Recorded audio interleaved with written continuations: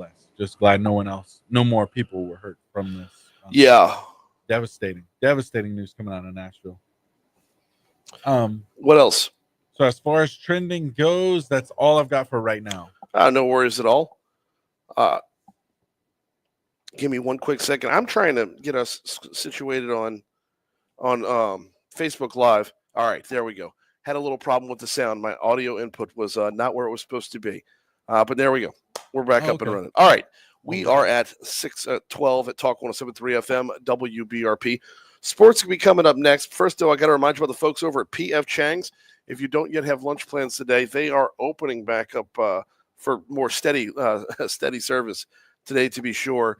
And, yeah, it's cold. And normally when you think cold weather, you probably think Cajun food, right? Well, let me just throw this out there. Hot and sour soup, egg drop soup, does that not warm the belly? Let me throw this out there. Chang's spicy chicken. Oh, I mean, no matter the time of the calendar year, Chang's has got you covered. P.F. Chang's. They're on Corporate Boulevard in Town Center. Look for the giant golden horse. I did some research when we first started talking with them to know a little bit about their background. And amazingly enough, P.F. Chang's was started by a Louisianan. Paul Fleming's his name. That's the P.F., right? You might recognize that from Fleming Steakhouse. What you might not recognize it from is the fact that he got his start by franchising Ruth's Chris Steakhouses throughout the country. Yeah, you know you're getting a quality level of service on that front when that's the guy who's behind the scenes on the whole thing. You've got traditional Chinese dishes. You've got Asian-inspired dishes. P.F. Chang's has got you covered. Look for the giant golden horse. Quick break, coming back, talking sports next.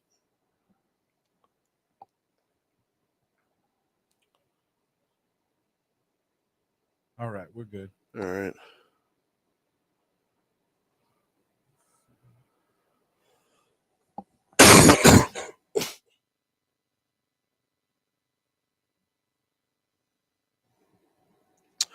Oh, man, Facebook, sorry about that. Just had the wrong input put in. Hey, John. Hey. Can you get me cuts? It's going to be from LRN? Yeah, 16, 17, and 18 from LRN.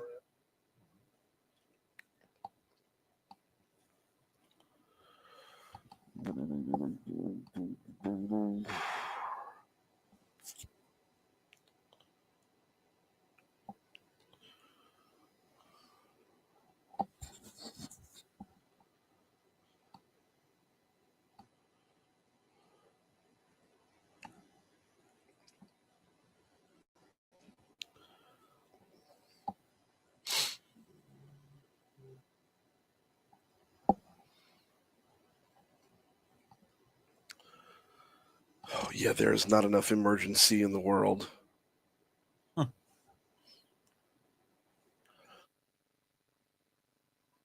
I guess I should put on my jacket, huh? Yeah. Oh, yeah.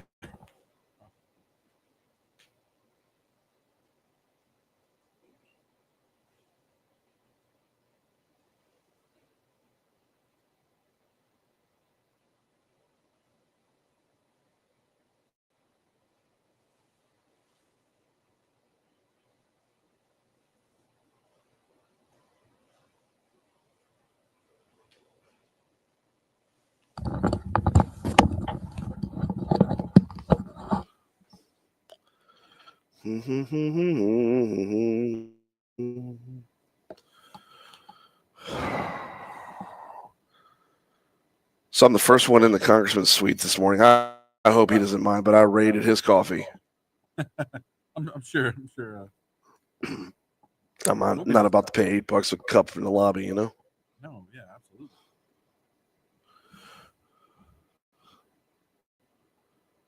No, I get it.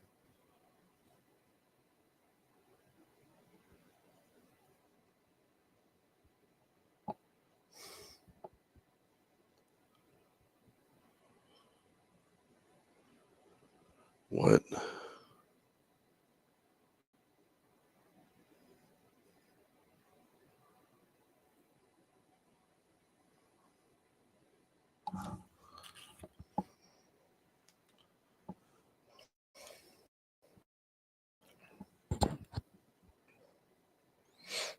Oh, let me get my rundown too. I'm about to hit the rejoin. Coming back from the first break.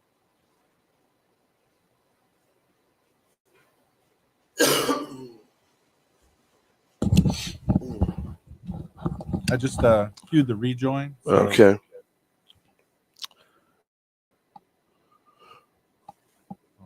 You ready? Yeah. All right, let's go. We're at 6:17 at Talk 107.3 FM WBRP. Mornings with Brian Haldane. Rolling right along. It is sports time, and man, the weather's still wreaking havoc, right? LSU women's basketball was supposed to be right here on Talk 107.3 FM last night at 7 o'clock, but due to the weather affecting travel conditions, they had to push things back.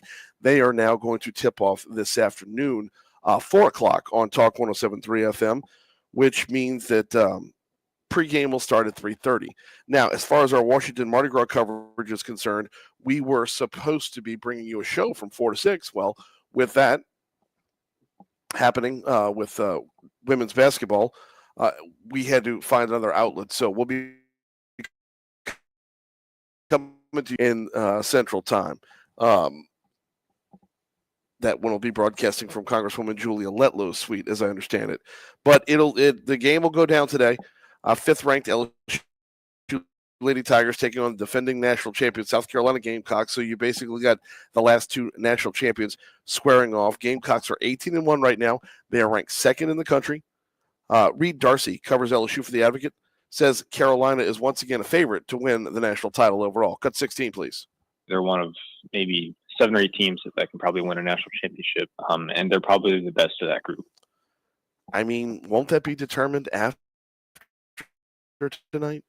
LSU enters the game. LSU enters the game 20-0 on the season. I mean, 20-0. It's pretty formidable. It's hard to be 20-0 and an underdog.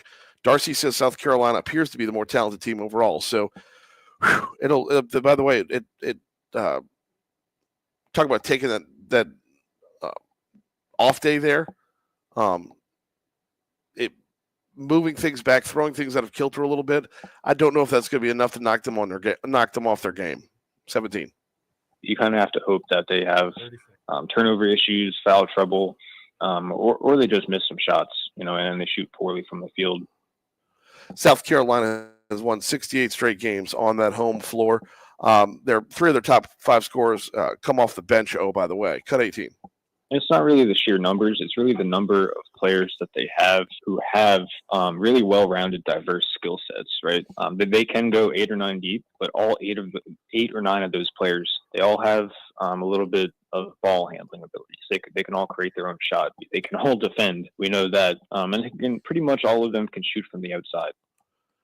Tip-off is 4 p.m. Patrick Wright will be on the call. You'll hear it here on Talk 107.3. Here comes the Fox Business Report. All right, we're good. All right, thank you.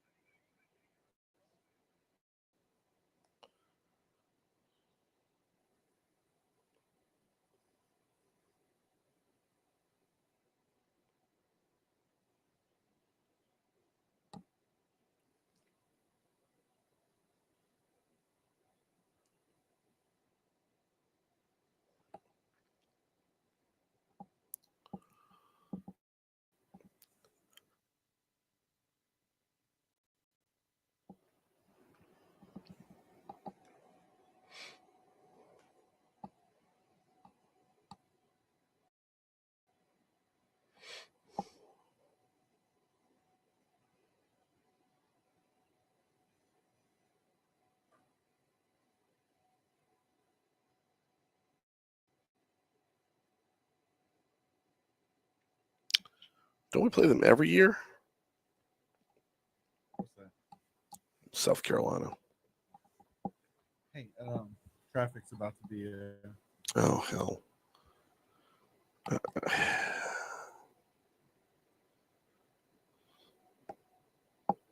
Let me know when you. I'm sorry. Yeah, no, I forgot.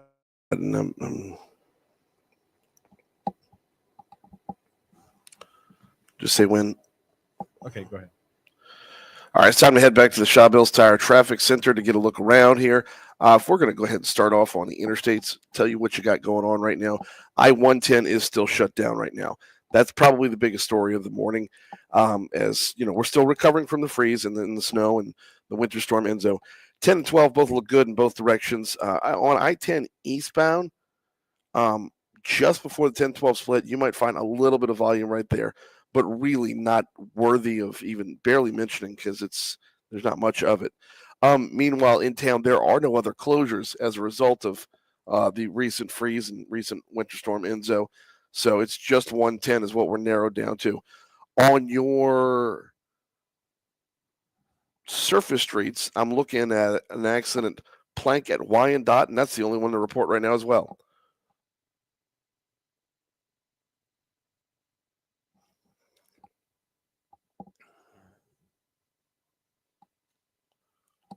Queuing the rejoin beds. Okay.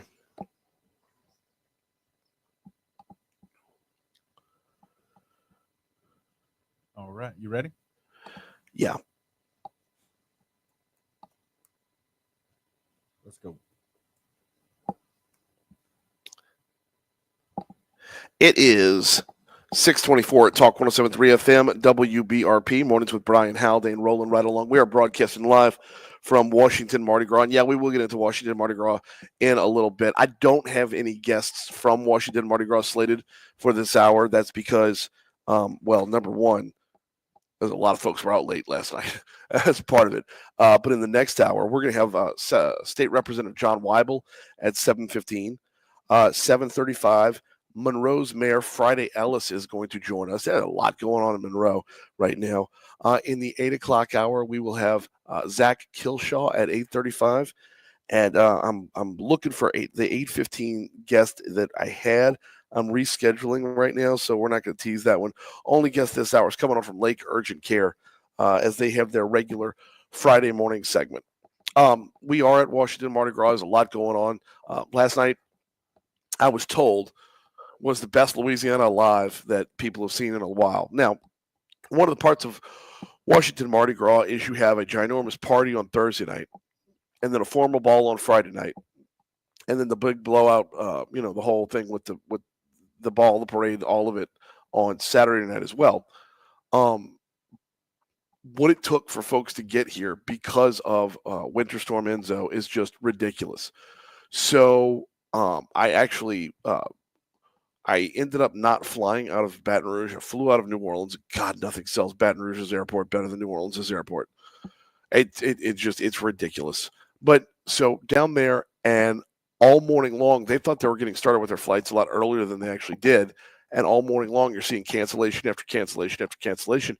Well, a lot of those people, instead of just calling it quits and going home, ended up on standby lists for other flights. So as the day's wearing on, and you got, this flight goes to Chicago and then connects back to DC, and this one goes to Dallas and then connects back to DC, or Nashville and back to DC, or Orlando. You get the point, right? So as these are going on, the few and far between, but a few people are getting in on these other flights via standby, and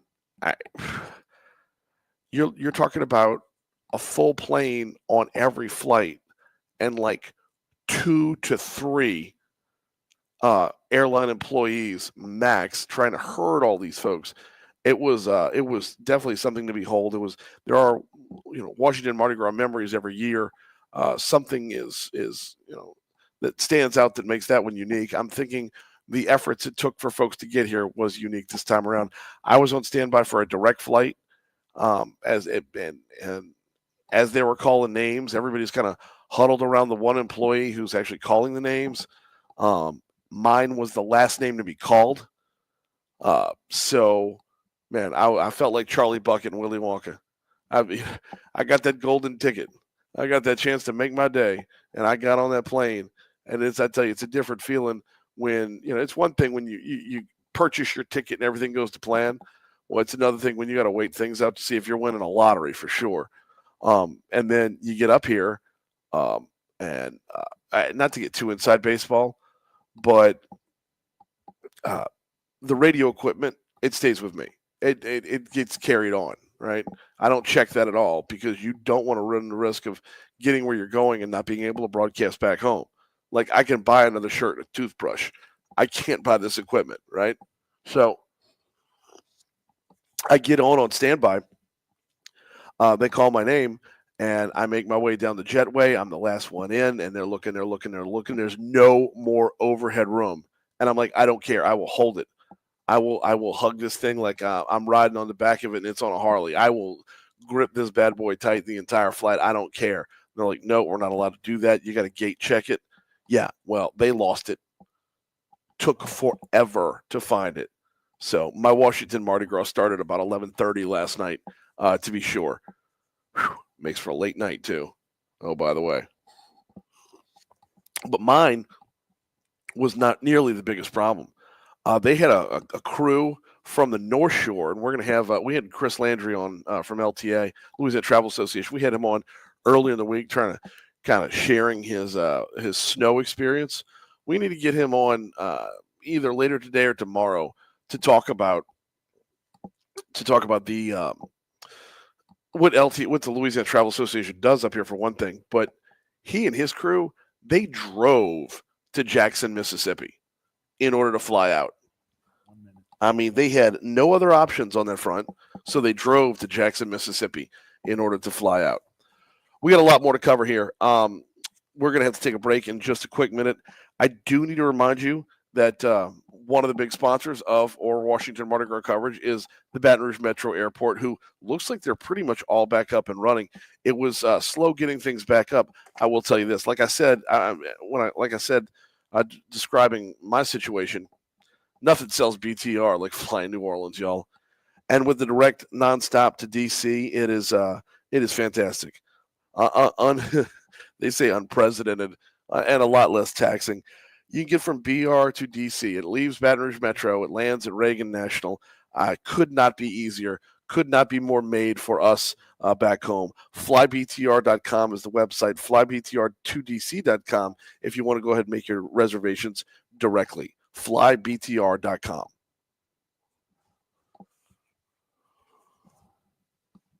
Okay, we're good. All right.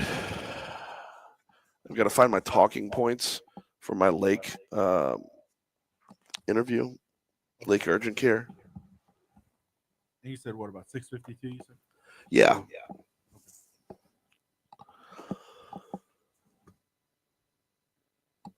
Oh, it hurts.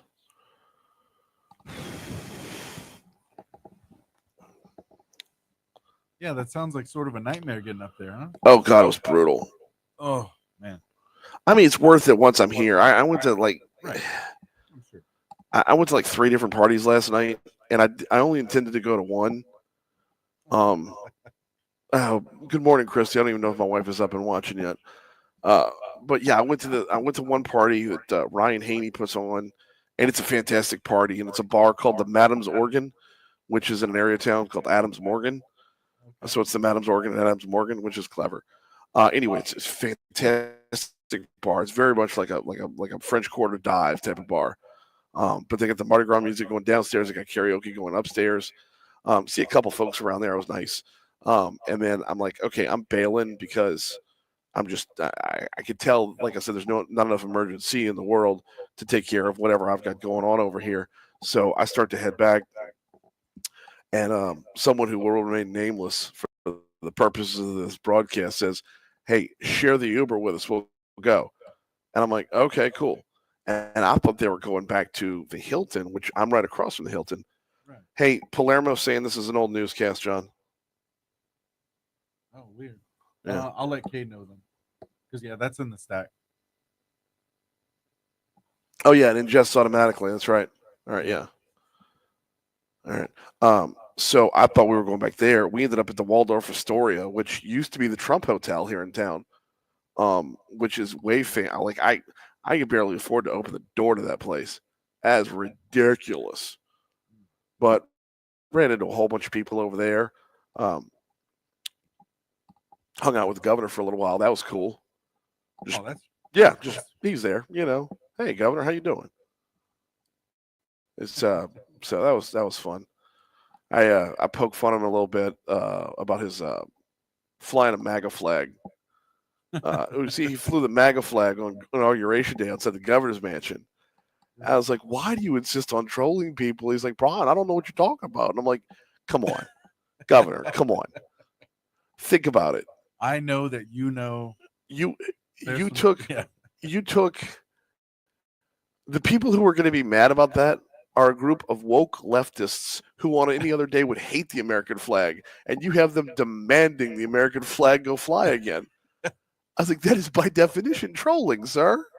Yes. He's like, well, if you put it that way, I'm like, there's no other way to put it. Oh, speaking of LRN.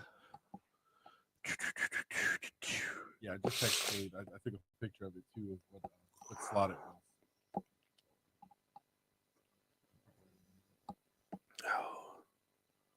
Oh, yeah, that's insane. So did you do the karaoke? No. That's what everyone wants to know. No, I did not do karaoke.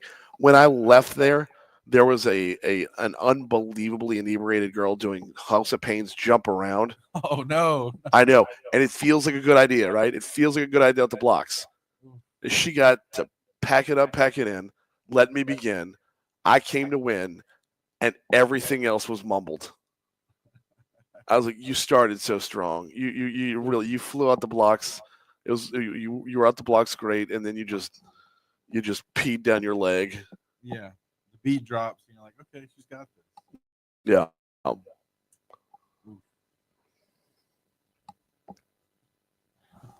Hey, do you want to intro weather, or you want me to just hit it? Just hit it. Okay.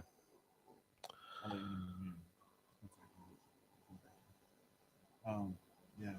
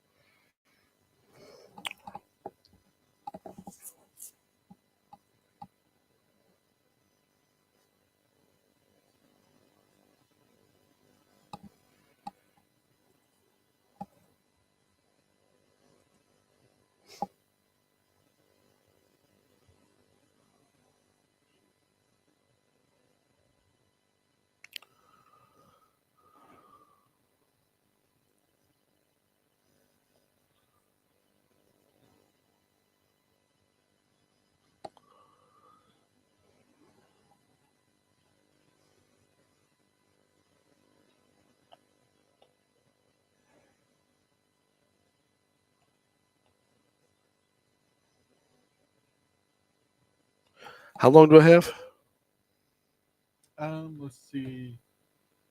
You got about a minute or so. All right, that's exactly what I need. Yeah, I'm about to hit weather.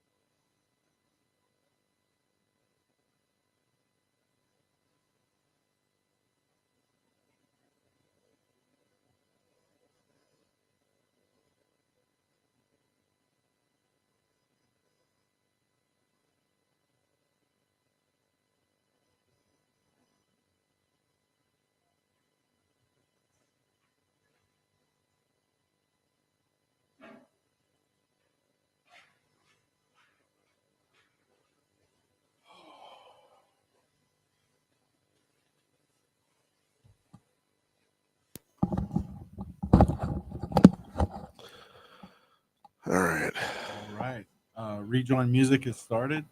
So Okay. Just let me know when you're ready. Yeah, I want cuts 4, 5, and 6 here, please.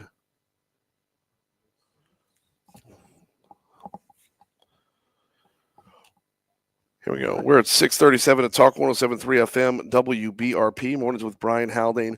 Rolling right along. Brian here with you, broadcasting live from our nation's capital. We are in the Washington Hilton. We are in Congressman Troy Carter's hospitality suite. We're a little hair away from the action right now, actually.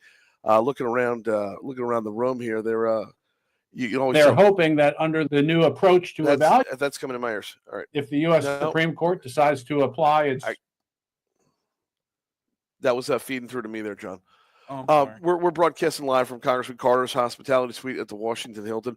We'll be coming to you until 9 o'clock our time, 9 o'clock Central Time, and then we're going to have a second broadcast today coming to you from noon to 2 from Julia Letlow's hospitality suite. Coming up in our next hour, State Representative John Weibel is going to join us at 7:15.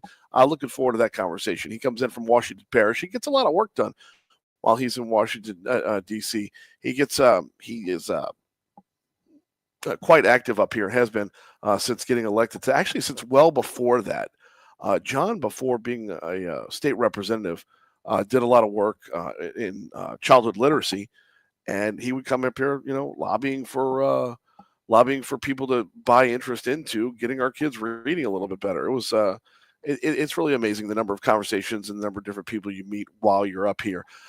We are also going to have on the show today the one that I did not tease earlier. Rob Goday is going to come on with us with the not the United Cajun Navy. There is another Cajun Navy. He is with them, and will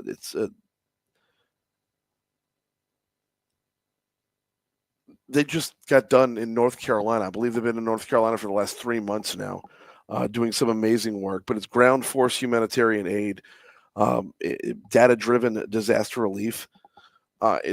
Some pretty amazing stories to tell. So looking forward to that conversation with Rob Goday. That's coming up at 8:15.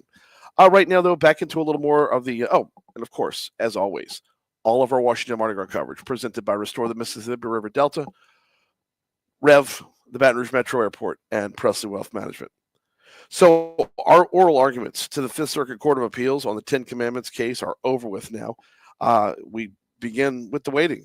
Our news partners over at Louisiana Radio Network spoke with Loyola New Orleans law professor Dane Cialino. He says there's almost no chance the state is going to prevail at that level. He says the state's plan all along has been to get this thing all the way to the U.S. Supreme Court, which may re-examine their 1980 ruling in the Stone versus Graham case, which ruled that posting the Ten Commandments in public school classrooms is, in fact, unconstitutional. Cut 4. They're hoping that under the new approach to evaluating the First Amendment and issues related to the Establishment Clause, perhaps the court will overrule Stone versus Graham and allow this sort of posting. The word establishment can mean so many different things. I believe they have an angle here. When this law was first passed, I thought they were chasing a rabbit or looking to pick a fight, one of the two. It felt like this was the kind of bill that you put out there just to pick a fight. But as the argument has gone along, it's got some validity to it. I don't know if I'm 100% in the same corner, but it's one of those ones that the more you argue, the more you can hear the other side. I would have said posting the Ten Commandments in the Louisiana classroom is a violation of the Constitution. But when you start thinking about it, is a poster on the wall the establishment of a religion? And the counter argument to that would be, well, if no other religion has that opportunity, then yes. Well, man, I got to tell you, if posting something on a wall equals the establishment of a religion, then why isn't religion doing better? Why are fewer people going to church? If posting something on a wall, if it's that simple, why isn't religion, why isn't every school or every child in every school not even in need of this, and really in need of so much more? Cialino says the state is banking on the Supreme Court and its 6-3 conservative slant to apply its ruling to the 2022 Kennedy versus Bremerton case in a 6-3 split down those ideological lines, the justices ruled that the school district in Bremerton, Washington, had no right to fire football coach Joseph Kennedy for praying on the field after a game, saying that it violated his First Amendment right to free speech and the exercise of religion therein. Cut 5. If the U.S. Supreme Court decides to apply its post-Kurtzman approach to evaluating Establishment Clause claims, there is some chance that this sort of legislation in the future might pass constitutional muster. So there's the Establishment Clause part of this, and then there's also the historical component. And I believe that's what the state is arguing a little bit heavier, is the historical component. We're not advertising commandments from God. We're advertising we're not displaying commandments from God. We're displaying the first accepted set of written laws, which I think is also a valid argument. Now, the plaintiffs say it's a blatant attempt at pushing Christianity in public schools, citing a debate by Republican lawmakers in the session and when House Bill 71 was passed. Cialino says that context will come into play in the Supreme Court if it makes it all the way there. Cut 6. It historically has mattered, and it will still matter. That's one of the reasons why this legislation is now blatantly unconstitutional, and only a Supreme Court U-turn will fix that. I would like to hear from an attorney who's on the other side on that one. We've heard Liz Merle talk about it a good bit, which is she makes good points when she talks about it. But I would like to hear like a third party. Like Liz's job is to defend the state on this one. So awesome. She's going to be full-throated in support of this. I want to hear from someone who does not have that level of skin in the game that could take a 30,000-foot look at this thing and say, yeah, I'm on board and here's why. Just for a difference of opinion, that's all. We're at 744 at Talk 107.3 FM, WBRP.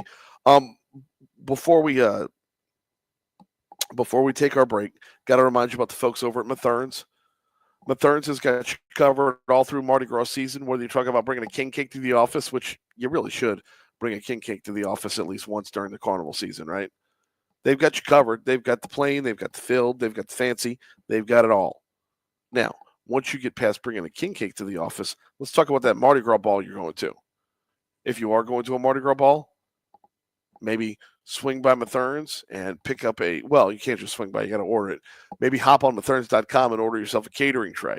Boudin balls, chicken fingers, sandwiches, fried catfish, you name it, they got it. They got more than 50 catering platters available at matherns.com. Now, fast forward to the night of the parade itself. You're out there on the route.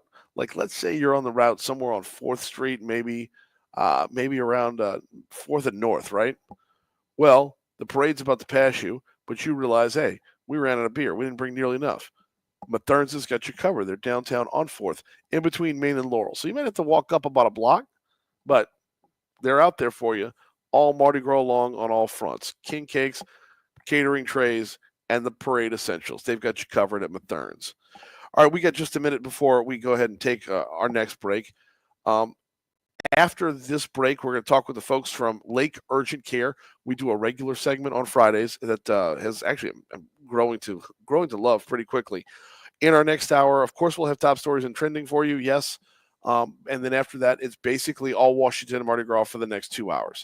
So stick around with us. We've got a quick break. We got Your Money Now. We will continue next right here on Talk 107.3 FM. This is broadcasting live from Congressman Carter's Hospitality Suite for Washington Mardi Gras.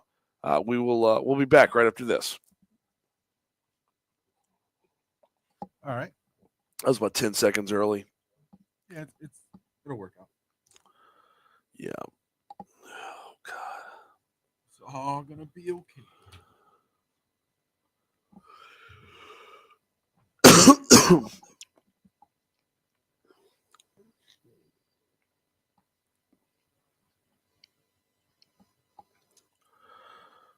Oh, man. This coffee isn't nearly strong enough, and it's not decaffeinated. I went and looked.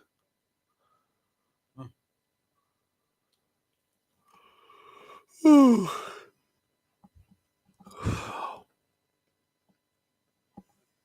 Oh.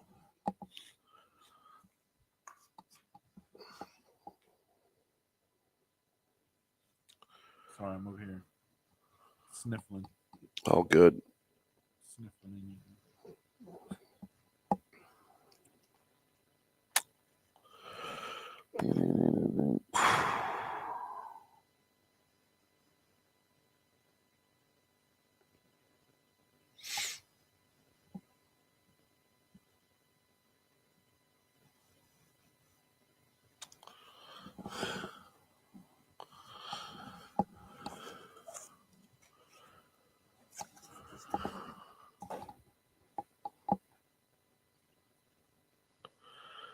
Emily.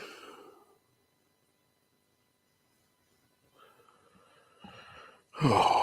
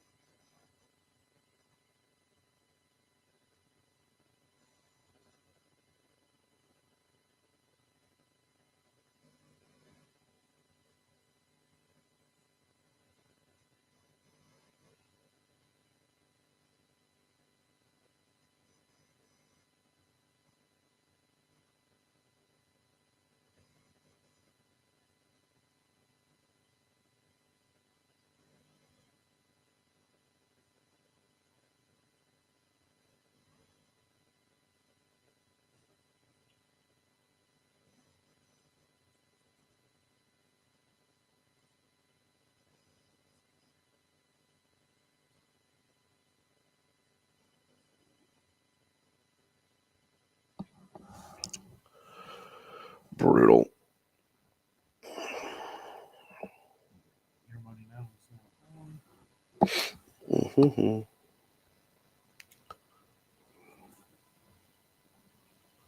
Looks like your caller's studio. Yay. Hi, good morning, Miss Lisa. Yeah, I'll patch you up to Brian. Let's see, in about a minute or so. All right, thank you. All right, Miss Lisa is on the line. Do what?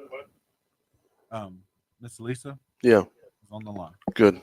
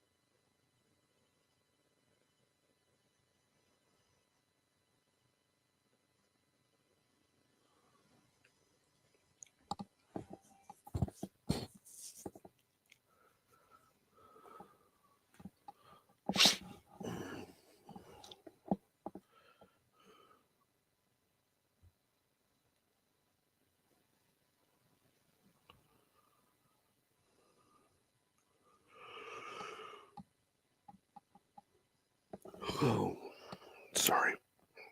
It's too early for that.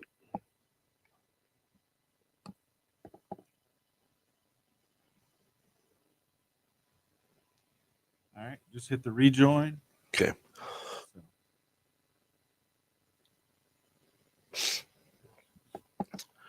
It is 6:52 at Talk 107.3 FM, WBRP. Mornings with Brian Haldane, rolling right along. We are broadcasting live from Washington Mardi Gras and Congressman Troy Carter's hospitality suite to start off the morning.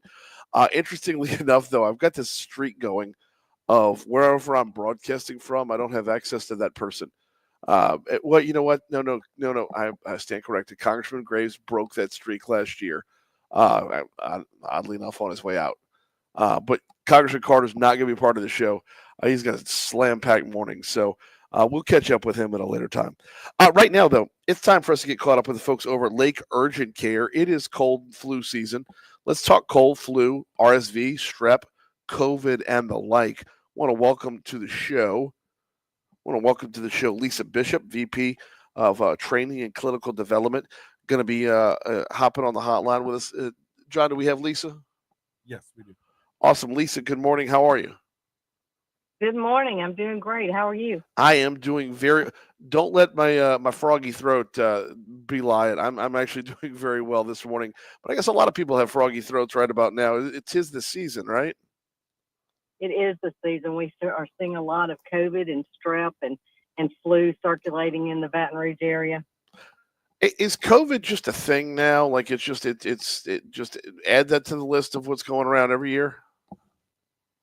It is. In fact, we're seeing a lot of people who have actually COVID and flu at the same time. You know, not a large percentage, but about 10% of the population is estimated to have both. And unfortunately, with COVID, it's so unpredictable depending on what strain you have. Yeah. It can be anywhere from a runny nose to flu-like symptoms. So a lot of times people will come in thinking they have the flu, and it's actually a strain of COVID. So it impacts everyone differently.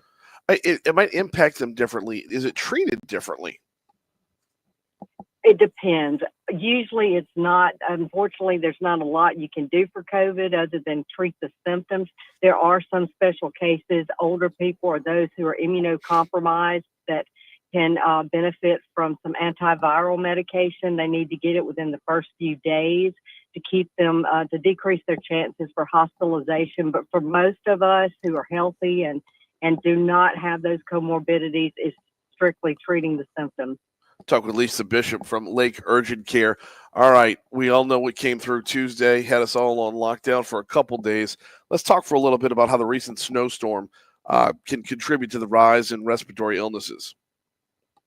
Well, unfortunately, due to the cold air exposure and everyone gathering indoors, they're inside in close proximity, sharing those germs. So I just encourage everyone, if you've been indoors with your, because of the recent snowstorm, and you start seeing symptoms, again, with flu and COVID both, especially the flu, you need to get treated and tested for that within the first 48 hours in order for the antiviral for the flu to make an impact. So if you start having those symptoms, please get tested early so we can take care of you and get you better quickly.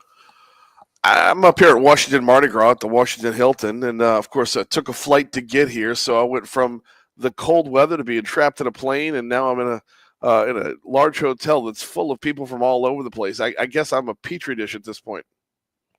You are. And anytime you're on a plane, unfortunately, you're circulating that air. And even though, they take precautions, you're exposed to close proximity to people who've traveled all over the United States. So it does increase your chances of getting a respiratory illness. Let's talk a little bit about an ounce of prevention being worth a pound of cure here, because whether you're talking COVID, flu, RSV, or the like, there are steps to mitigate, if not curtail, ahead of time.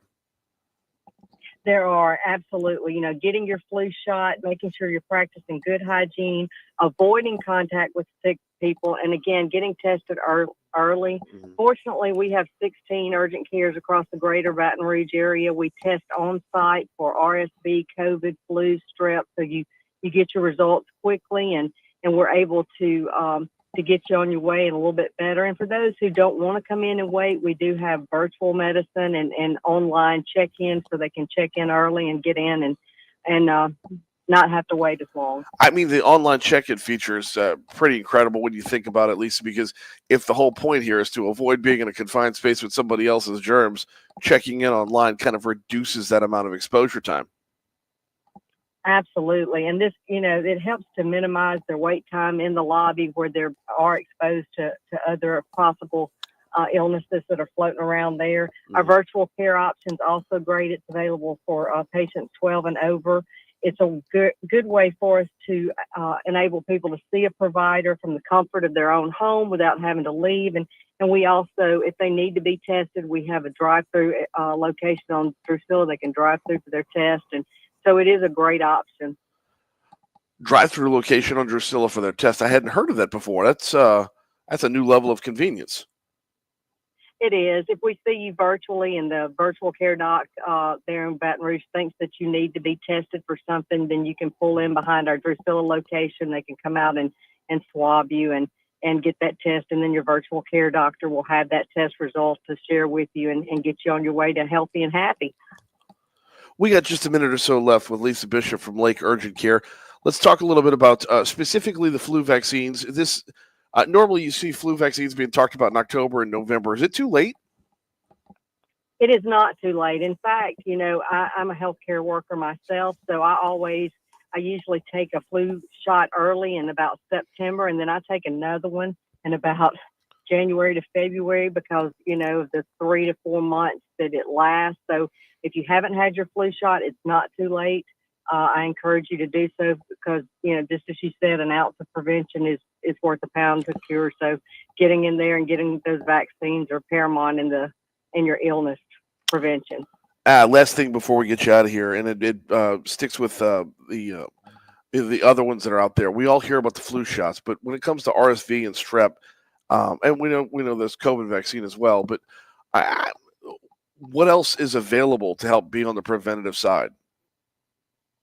So, again, especially those who we treat patients 3 months and older. So you're going to see the babies coming in sick. Yep.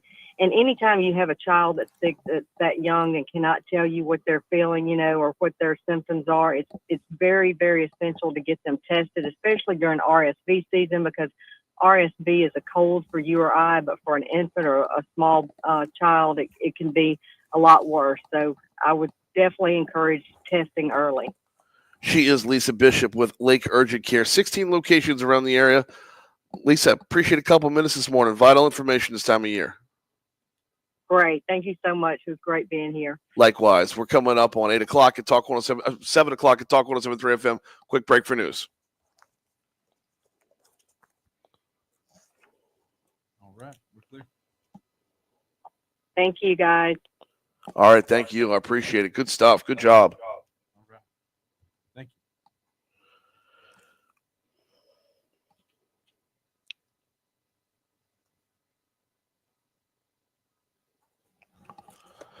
you. All right. I'm going to step out in the hallway to see if any of my next guests are out here because I'm in this nondescript suite.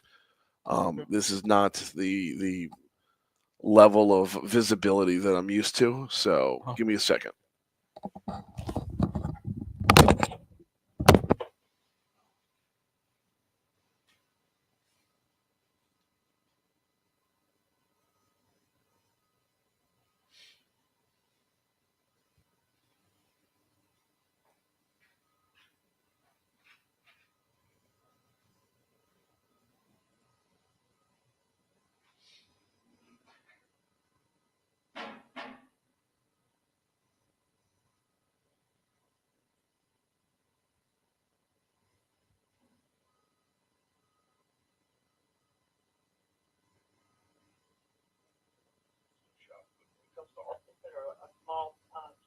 Great. Thank you. Your return.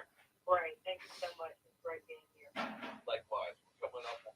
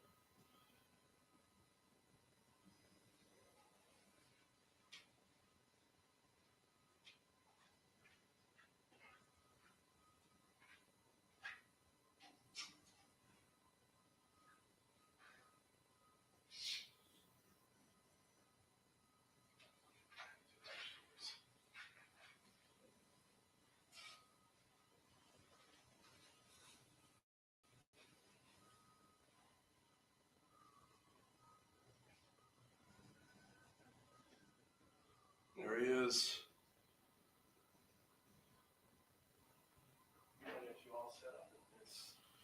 nondescript bunker location. Yeah. Golden brother, you doing all right? I'm great, man. You sound like you're doing Man, I feel it.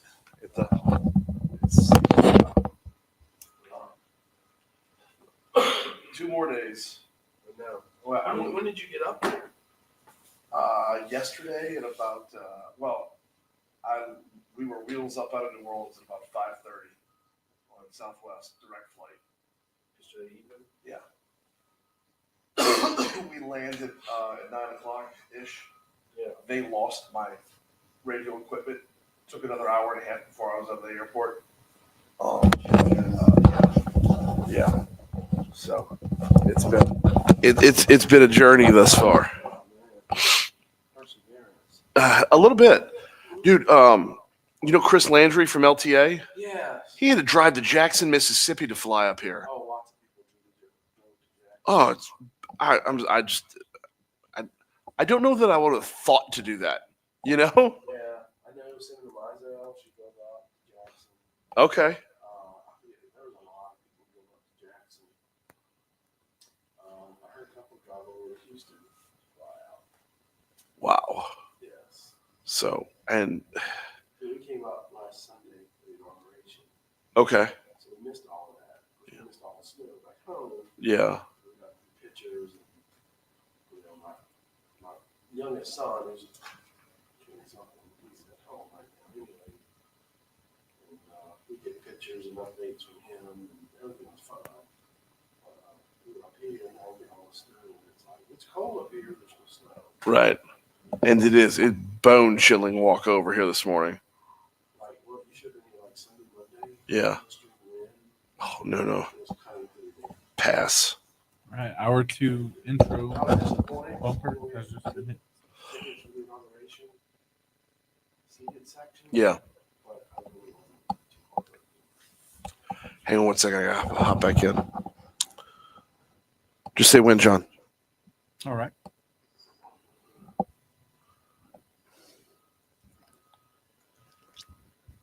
All right, let's go.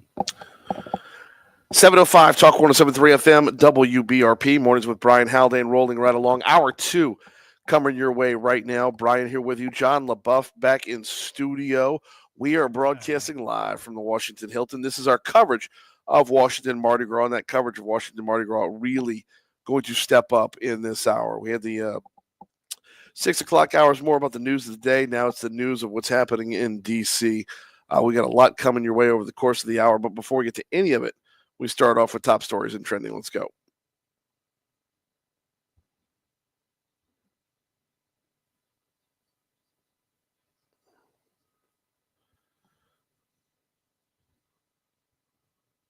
Number 5.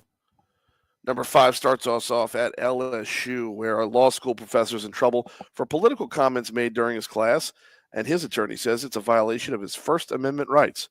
Professor Ken Levy is being investigated by the university and for the time being is out of the classroom. The semester just got started at LSU. And in a class of about 82 students, Levy was teaching about police and public interactions. His attorney, Joe Kraft, says students took issue with his comments within the confines of teaching the First Amendment. Now, we don't know what the comments were exactly. Number 4. 6 people were displaced after an early morning fire this morning. Baton Rouge Fire Department was called to a home on Robbie Avenue, just off Florida Boulevard early Friday. Crews said 6 people were displaced due to the fire. Now, while 6 people were displaced, no one was injured. Number 3. We are looking at roads opening back up just about everywhere in Baton Rouge except for I-110. I-110 remains the only major closure within the capital area. Now, if you go down to New Orleans, you're going to find some stuff that's still closed, predominantly on the West Bank. And you might find some other random closures here and there. But in Baton Rouge or the greater Baton Rouge area, the last one to get opened up again will be I-110. Number 2. Number 2 takes us out to Breck's Baton Rouge Zoo, where, well, they had some work to do earlier this week. Many of the animals at Breck's Baton Rouge Zoo were removed ahead of the snowstorm, but others seemed to enjoy it. Zoo director Jim Fleshman said his team had been operating on a skeleton crew schedule around the storm to care for the animals. says, quote, the thing you always worry about most is getting staff from point A to point B. So getting them into the zoo, especially when the roads are bad. But once they're here, they're dialed in and focused on taking care of the animals.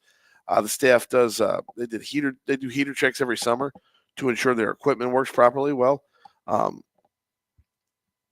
they did all the proper checks and put together, or rounded up, I should say, animals that could be caught and those that couldn't.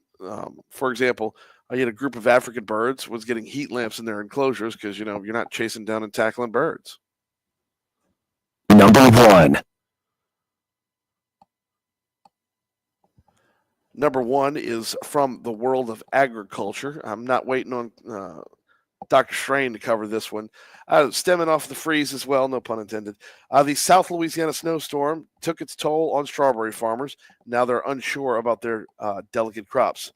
Joey Liuza, who owns Liuza Family Farms up there in near Amite, said farmers were prepared for the Arctic blast, but the snowfall adds a literal layer of complication.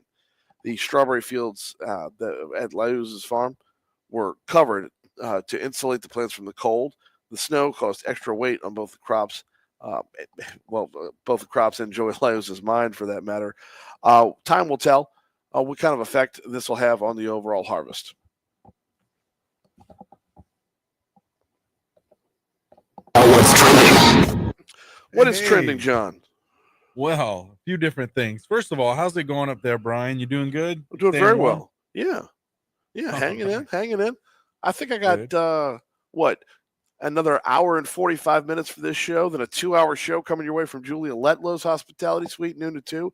And then we'll be Yeah. coming to you from Bill Cassidy's Suite tomorrow, and the same time, noon to 2, as we're extending the coverage into the weekend. The snowstorm earlier in the week kind of pushed us back. We missed both of our shows yesterday, so we're on a little makeup day on Saturday to make sure we can bring as much content from Washington Mardi Gras as possible. Yes, indeed. Sounds great. But as far as trending topics go right now, President Trump will tour damage today in Los Angeles as he continues to feud with California Governor Gavin Newsom over his handling of the disaster and federal aid. Trump has gone on to quote, I don't think we should give California anything until they let water flow down. So, a little perturbed there. Think but- about this in a historical context, though. Is that really that unusual for a president to make another demand before opening up the nation's checkbook? We've seen it happen before. Yeah. We've seen it happen before, and we've also seen situations where, I tell you what, post Katrina, never forget this. Remember the meeting on the plane between George W. Bush and Kathleen Blanco? And, Yes. it wasn't just a matter of presidents. They don't just roll in and cut a check and head on out. There are talks that are had. There are things that are asked. There are conversations that happen first. So while Donald Trump is going to catch all kinds of to do, I would make a side-by-side comparison and say, it's not as easy as just, I signed the check, it's yours. Right. Oh, no, absolutely. Because, of course, we know. I mean, this was handled terribly by the governor. And, yeah, just unfortunate all around. And speaking of unfortunate events here, Nashville experienced a high school shooting earlier this week where 17-year-old Solomon Henderson allegedly opened fire in the cafeteria at Antioch High School, and unfortunately taking the life of a 16-year-old Jocelyn Correa. And so bad scene to be sure. It's one of the. Is it weird that I'm thankful that it wasn't worse? Right. Yeah, you have the one casualty, and that's bad enough. But how many times have we seen something like this where you've got 20, 25 people either hurt or killed? Could have been so much worse. I know. Absolutely. I know. It's hard to think of tragedy in terms of how much worse it could have been. Like New Year's morning on Bourbon Street. Can you imagine if dude was able to have detonated those bombs? I know. It's unfortunate, the things that have happened, but of course we can always imagine it way worse than what it was. And you had mentioned earlier in top stories about the zoo. And speaking of the zoo, today is the big day where giant pandas Bo Lee and King Bo are making their long-awaited public debut at the Smithsonian's National Zoo and Conservation Biology Institute in Washington. Not here for it. I don't need those stupid commie bears. And I'm going to tell you why. It's a bait and switch. It's a bait and switch at that zoo. You pay one price at the front door and you think you get to see a panda bear. Oh, cute with a little fat belly. No, they charge you a second time before you can get back there. It's a bait and switch, and I'm not here for it. I'm in full protest of those stupid commie bears. Thought you would like that. I know we talked about it before, right? You knew You you, had were a- going to trigger me with that one. You had a You bad knew because experience. we've Yeah. been to the Washington Zoo. I've taken the family to it. I took my wife Christy and my 3 kids to the Washington Zoo, and it's a great zoo. Don't get me wrong. Just don't promise me something you can't deliver on. Oh, look, man. how much it costs to get? Wow, that's a really reasonable price to get in the zoo. How much for the pandas? Another 50 spot out of you, Pops. No, I'm not here Oh. for that. Did you see the painted dogs? I forget where this was, but this happened recently. The pandas were apparently, I don't know, I guess getting some medical work done, seeing the vet, and yeah, they didn't think anyone would notice there in China, and so they painted dogs to take their place. They Insane. painted dogs to look They like did. panda bears. They did. I forget what type of What dogs. kind of gonna low rent I know. wish.com? I know. All right. Yeah, that's Timu the Panda right there. That's it. All right. We're running along, man. Oh, I sorry, tell you but what. yeah, it is a Chinese zoo. They dyed the dog's fur to make them look like pandas. Why not? It's worth looking up. Tell you what, before we take that break, though, we're going to take a quick break here, come back, speak with State Representative John Weibel. Before we take that break, though, I want to remind you about the folks over at Vex European. Who needs to know about Vex European? Well, anybody who drives a European vehicle.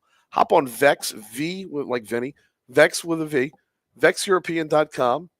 Hit the little vehicle tab. Hit the drop-down tab. If you see your make of vehicle, they're here for you. They have a master-level, expert-level technician to service your vehicle. I drive a 17-year-old Mercedes-Benz. It takes a lot of tender love and care to keep that thing moving. And I tell you, when I hit the gas pedal, she's got some giddy up. When you invest in a European vehicle, you want performance and longevity. That's what you get from Vex. You get the level of what I like to call Vexpertise, because it's about your car, servicing your individual vehicle. And oh, by the way, if you go to VexEuropean.com, I always tell you hit that specials tab. Got a free check engine light scan going on right now, but there's also the Get Acquainted offer. $100 off any regular price repair or maintenance that costs $199 or more. So basically, if you're looking at $200 worth of repairs, it's a 50% off coupon. You can't beat that. You'll find them on Benefit Drive in the back part of Industriplex. I start off online at VexEuropean.com. All right. We good? Awesome. Yep. All right, come on over. And we are, as always, on Facebook Live.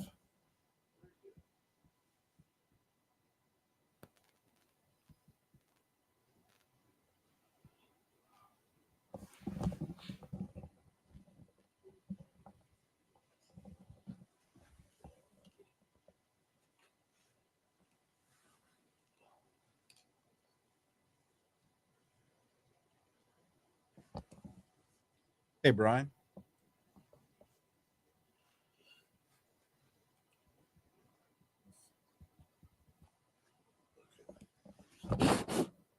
Oh, got fancy new borders and everything.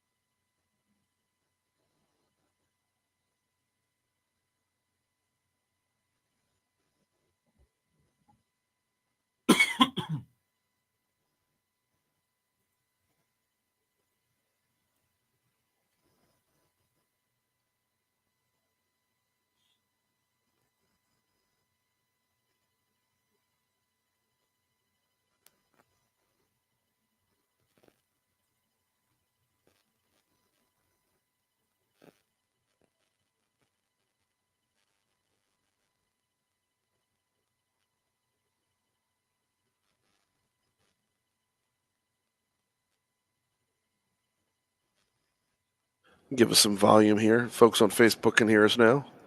Okay. Did you go to Louisiana Live last night? We did for a few minutes. So jealous. I heard it was the best one ever because of the number of people that had to cancel. You had a little bit of elbow room.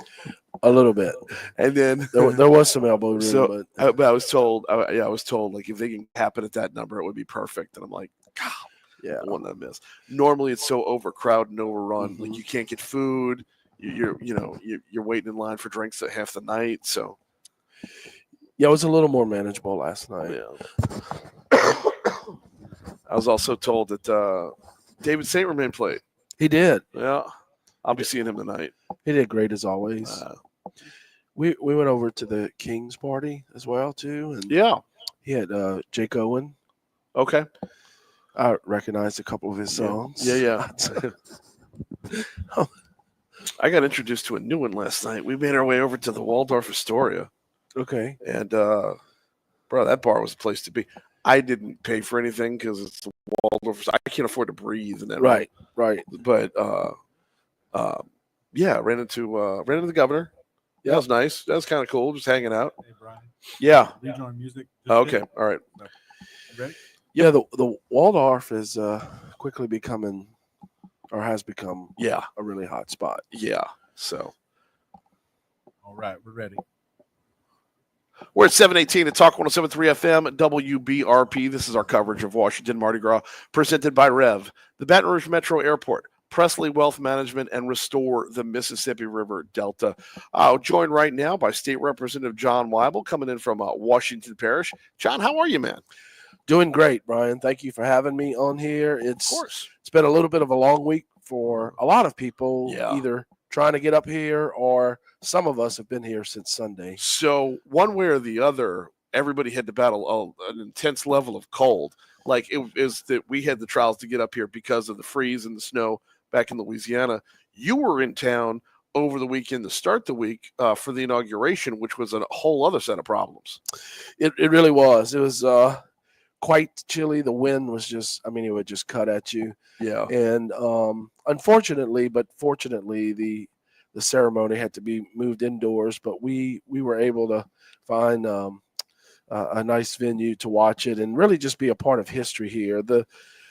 Brian, the vibe, the energy, the enthusiasm, it was all over this entire city, and it still is. It's amazing what you see on some of our media outlets. Yeah. And what you experience here. It's and I'll just leave it at that. I was talking with one of my, I had like 5 Uber drivers last night. I was talking with one of my Uber drivers last night about that, how he's from Afghanistan. He moved here 3 years ago, when we bailed on them. Mm-hmm. It's like, sorry about that. Right. I don't know how I apologize from the back of an Uber, but okay. But he moved here then. And he was like, he feeds off the energy of everybody here. And I'm like, it's unbelievable because when you step outside of Washington, D.C., there's so much negativity about Washington, D.C. Right. But when you get inside Washington, D.C., whatever it likes to call the swamp outside, the number of people here who are just working to make America better on a day-to-day basis, forget party, forget level, forget status. They're just here to grind it out and hopefully make things better and keep this whole experiment afloat. And I feed off that when I get here too. It's in the air. It's absolutely contagious. And again, It's not at all what you're told right in certain outlets and venues. Talking to some of our Uber drivers too through the week, many of them are very familiar with Washington Mardi Gras. They're so excited. They're like, "Oh, Louisiana is coming," and because no other state does what we do. Right here in the nation's capital. And it's amazing. So yeah, I was overexcited, right? I had 3 Uber drivers last night. 2 of them already knew about Washington Mardi Gras. And I told the third, I was like, listen, if you're working this weekend, you're going to earn a little coin, man. You're going to do yourself some good. If you go hang out by 1919 Connecticut, your rides are going to pop up one after another after another. Yeah, absolutely. So hopefully I'll run into him again. That would be some fun stuff. Yeah. Let's shift the focus over to Washington Mardi Gras. You've been up here since before you were a state rep. I mean, you were up here lobbying for greater level of awareness and literacy and whatnot. So how's business right now? What's your agenda while you're here? So it's my 5th Washington Mardi Gras, and it is, let's not kid ourselves. It's a lot of fun. But there's a certain grind to it that makes for very long days, and I think a lot of people don't realize. My agenda here is twofold. We are continuing to push the concept that's been well received, that really literacy, particularly early literacy, is the foundation for a better, stronger Louisiana and for our nation. Yeah. We know we're used to poor outcomes in education in Louisiana, but statistically across the country, Brian, children are leaving third grade still struggling to read. Yes. So it's an opportunity to actually visit with our congressional partners from other states and such. On the legislative side, we're always pushing for the economic opportunities, the infrastructure of Washington Parish. I just hosted an economic summit in Washington Parish about a week ago, Okay. and I had Secretary Bourgeois, Secretary Showen, Deputy Secretary Barry Keeling from Department of Transportation and Development, Okay. and really focusing on the essential elements to build a stronger economy and to position Washington Parish to be a part of one of Louisiana's strongest regions, and that's the North Shore. Oh, there's no better place than the North Shore, right? Look, I know we're on in Baton Rouge, but it's where I grew up, so it will always be home. That being said, though, is when you look at the North Shore and you look at the growth that's happened in Mandeville, Covington, hell, even Madisonville has schools now. I learned last night there's schools in Madisonville now. It's like, what are we doing? But how does that trickle north? Does it make its way up the ladder into Bogalusa, Franklinton, and the like? Well, we have a brand new parish president, Ryan Seal, a new sheriff, and Jason Smith, who is here. Okay. Unfortunately, President Seal couldn't make it up. He's a little tied up at the moment, but he had planned to be here. And we're really, I think, doing the best job in the history of our parish of telling our story. Okay. Yeah. You know, we've got 3241. That's the 4-lane. The last phase will be bid out this year. It's going to be a complete connection between Washington Parish and I-12 at Lacombe. Yes. We have affordability. We have great public schools, great private options, and we have maintained that sense of community that so many families are looking for their children to grow up in. And in a really amazing way. I mean, right. Well, and not to mention, I'm sorry, I didn't mean to interrupt you, but I get fired up. Well, no, I'm here for it. The beauty of Washington Parish. I hosted the speaker of de Villiers in Washington Parish in December. Okay. And he had never, he's a busy man. Yeah. We took him to Bogachita State Park. We took him throughout the park, throughout the parish. The beauty of Washington Parish is a gem. You know the joke I'm gonna make, right? Right. As long as you're not downwind of the paper mill, you're good. That's money and jobs for us. No, I know, but Bogalusa was in our district, and every time we took that bus up there, we knew when we were getting close, to be sure. You always know, and Bogalusa's had its bumps and bruises lately, but despite all of that, I remain focused on what the people of Bogalusa need. I forgot about all job and economic opportunity. Okay, so let's talk about that. What kind of jobs do you chase for Washington Parish? I mean, you've got that paper. You got the Gaylord Paper Mills that employs a lot of people, for sure. But what kind of jobs? How do you strategize and say we want to go after that? Well, I think you look at there's actually some really cool businesses in Washington Parish and Bogalusa. We have a call center. They're part of a contract with customer service for people looking for health care. We have several machine and industrialist companies. Grand Isle Shipyards has a presence in our parish. Acme. We have Acme and Hughes Machine Shop actually build components for the NASA space program. Oh, wow. Yeah.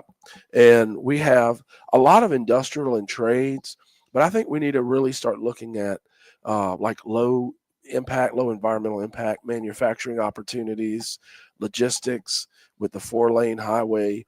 It's all of those sectors of certain industries that can be done in a place that's a little more buffered, say, from storms and such. Talking with State Representative John Weibel as we're up here at Washington Mardi Gras, getting to know a little bit about what he's looking for in Washington Parish. John, you've mentioned the 4-lane highway twice, and I get it because I'm from there. But for the folks that aren't from there, explain what this connecting Washington Parish, and you got to skip over St. Tammany, and then you hit I-12 right there. Everything to get to Washington Parish is a you can't get there from here scenario. I mean, you got to go into Covington or up 59 and then over to Military Road. Like no matter where you're going, it's going to take you a roundabout way to get there. What goes into this project that puts this 4-lane highway is a much more direct connector? Yeah, well, I think the most obvious answer is Bogalusa in Washington Parish is 60 Rayburn was the godfather of the time program and was promised this project decades ago. And we were able to finally get it done. The previous legislature, and we're carrying that through. So much kudos to work over the years. Yeah. But it's a game changer in that there are opportunities for development and affordability where we are as St. Tammany becomes more and more crowded. So, look, we've got to connect to the entire region. One of the things I think a lot of people don't realize, when you look at northern St. Tammany, and you look at northern Tangipahoa, just to our west, we're really not all that different. We're very similar in so many ways compared to as you get into Covington, Mandeville, Madisonville, Slidell, those areas. I mean, look, I'm always going to love my hometown, but Covington is Metairie North at this point. Oh, it's not what it was. Where is that refresh, that restart that takes you to the size of Covington from the mid 90s? And that would be closer to Franklinton. Yeah, I mean, you've got some highly rated public schools in Pine and Franklinton High School who offer. Pine's gorgeous, by the way. It's incredible country. It's certainly the hotbed of Washington Parish. Really? Now. Oh, their schools are busting at the seams. Okay. You've got Franklinton doing very well, graduating outstanding students who are going on to do great things. There's been over the decades a Franklinton to LSU pipeline. We know that well. That's just the Taylor household. just the Taylors, but we've had some others. But there's so much opportunity there, and I think we're going to continue to capitalize on it. And like I said earlier, that whole rural sector of the North Shore, is primed with opportunity. 1 minute to go before we get a hit news here. What are you most looking forward to over the course of this Washington Mardi Gras? Yeah, we've been connecting with Congress, our delegation, businesses, associations. We've got a meeting a little later this morning with Senator Mizell and Sheriff Smith and Congresswoman Letlow to talk about infrastructure needs and other needs in Washington Parish. We are just really, continuing to bring that message, make those connections, and talk about the what a lot of people don't realize is what we have to offer in Washington Parish. Every nook and cranny of the state, it's amazing. That's why we do this. That's why Washington Mardi Gras is a thing that has grown into what it is. You, State Representative John Weibel, always appreciate the time, brother. Thank you so much. Absolutely. We're at 7:30 at Talk 107.3 FM. Let's go ahead and check ABC News, local news, traffic, weather. We'll go up to Monroe after this with Mayor Friday Ellis next. All right, we should be clear. Okay.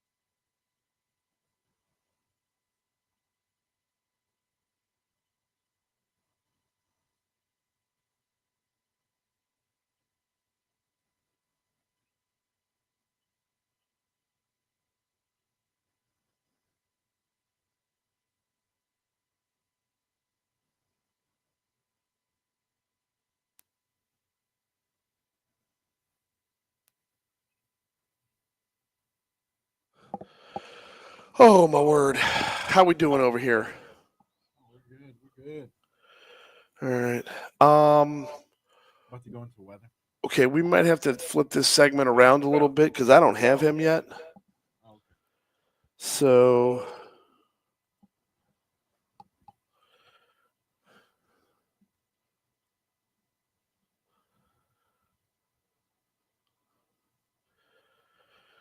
Great meeting you as well.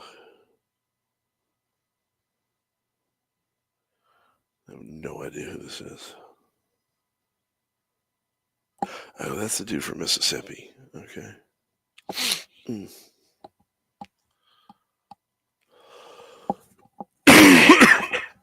John, Hey. we might be blowing out your money now here. I know I'm not supposed to, but if my guest doesn't come in until 45, Yeah. we'll just blow out your money now, and you could text me what my out time is. Okay. To get out for the top of the hour. Okay. All right. Sounds good. Hey, are we doing this day in history or no? As of right now, yes.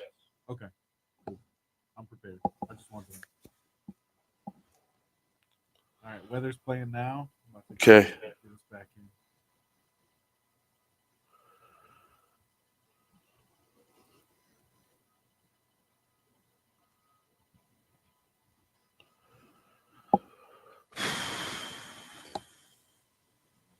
Bumper started. So. You ready? Yeah. All right, let's go. We're at 7:37 at Talk 107.3 FM WBRP Mornings with Brian Haldane, rolling right along. This is our coverage of Washington Mardi Gras, and of course, it's presented by the folks over at the Baton Rouge Metro Airport. It's presented by Restore the Mississippi River Delta. It's presented by Rev, and of course Presley Wealth Management as well. I love when our partnerships that we have in order to bring you this. It's phenomenal. The Restore the Mississippi River Delta, they usually have a pretty big presence up here.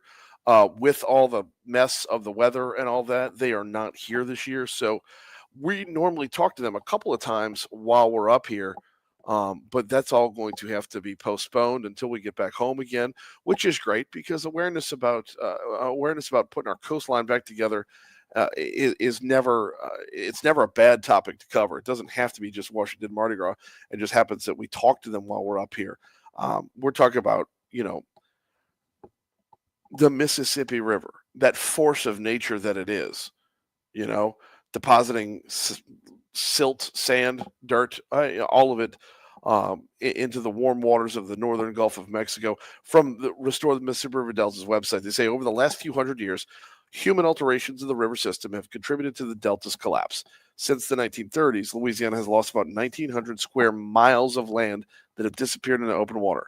Recent catastrophes, such as Hurricanes Katrina and Rita and the BP oil disaster, exacerbated our coastal crisis. As the delta disappears, so does the natural protection it provides us. We have to act to correct the damage. You can read about that at MississippiRiverDelta.org. MississippiRiverDelta.org. I'm a big fan of the work they do. Because it's literally life-changing for us. Being able to move that much land, that much terra firma, that much ground, earth from one spot to another. It's just they do ridiculous work. So does CPRA for that matter, and a number of other great outlets. But they're one of the main sponsors that comes on this show while we're up here. Just they won't be coming on this year. A little bit of a timing snafu with Mayor Friday Ellis. He is the mayor of Monroe, and they got a lot going on right now. Been looking forward to this conversation since first talking to his people a couple weeks ago. And one of the reasons why is this big data center that's coming to not in Monroe directly, but near Monroe. So looking forward to having a conversation about this. Before we do, though, since we have a little bit, let's go ahead and go back to news if we could. Some of the news of the day. All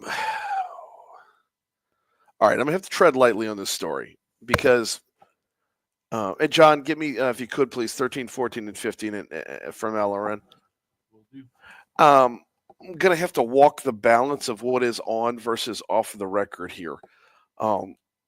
Senator Bill Cassidy, who we will be broadcasting from his suite tomorrow, noon to 2 Central Time.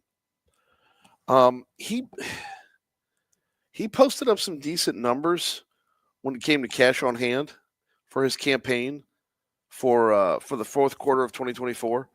His cash on hand is over $6.5 million. Now, he's not on the ballot until 2026. But in January of 2025, I think it's pretty safe to say that we're all, everybody's eyes are on that race right now, right? Everybody's eyes are, that's the next big one. And then you have a whole lot of people who, just to be blunt, just dislike Bill Cassidy. He voted to convict, or voted to impeach and convict President Donald Trump not once but twice. And you don't get to do that and still have the love of the people who love Donald Trump. The hard part about it is Senator Cassidy has a remarkably conservative voting record aside from that. But it's difficult to have the aside from that conversation when you know that still exists. Now, as Trump has gotten back into office, as I understand it, the senators had a couple of meetings with him. We'll see how those are going. I think Trump's words are going to speak a lot louder than Cassidy's on this.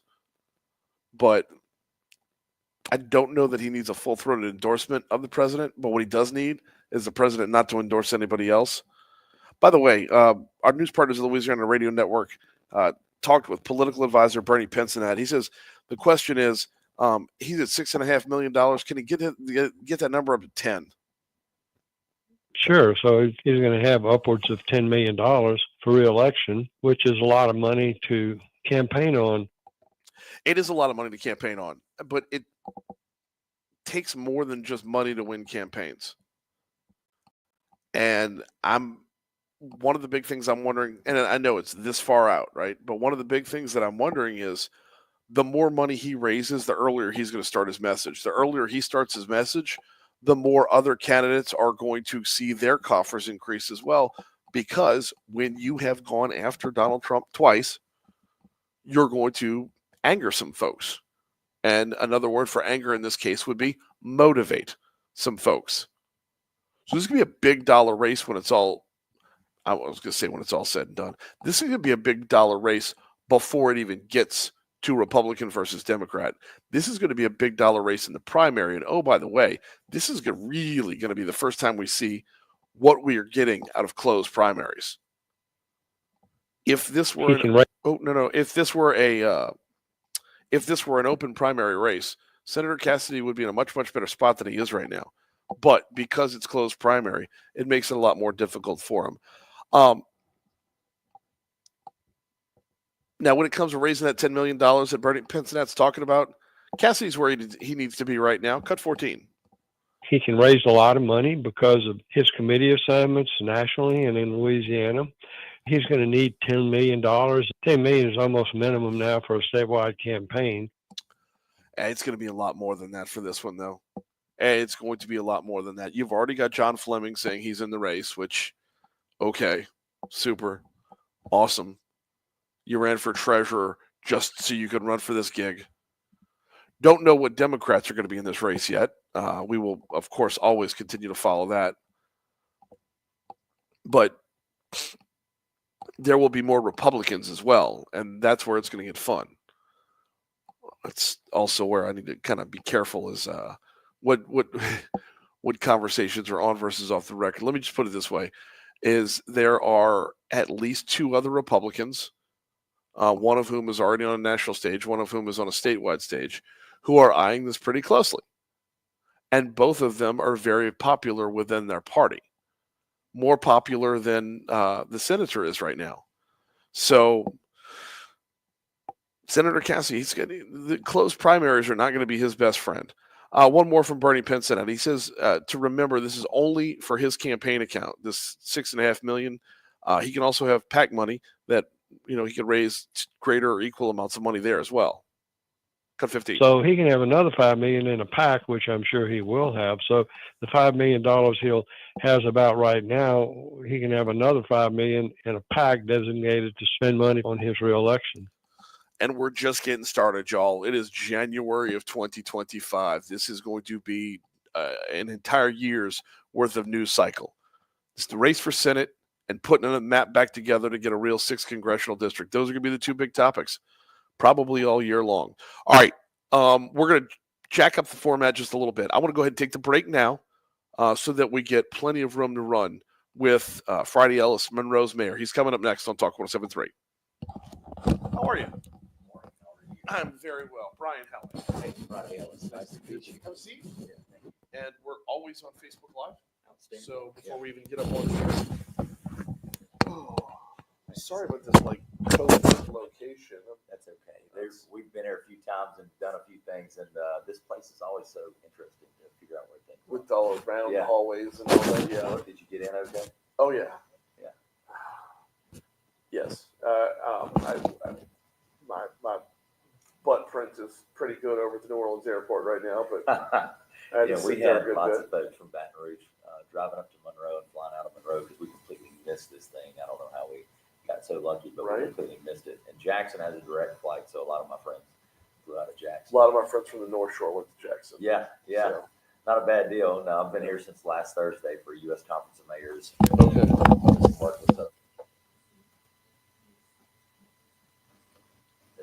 Man, it's been.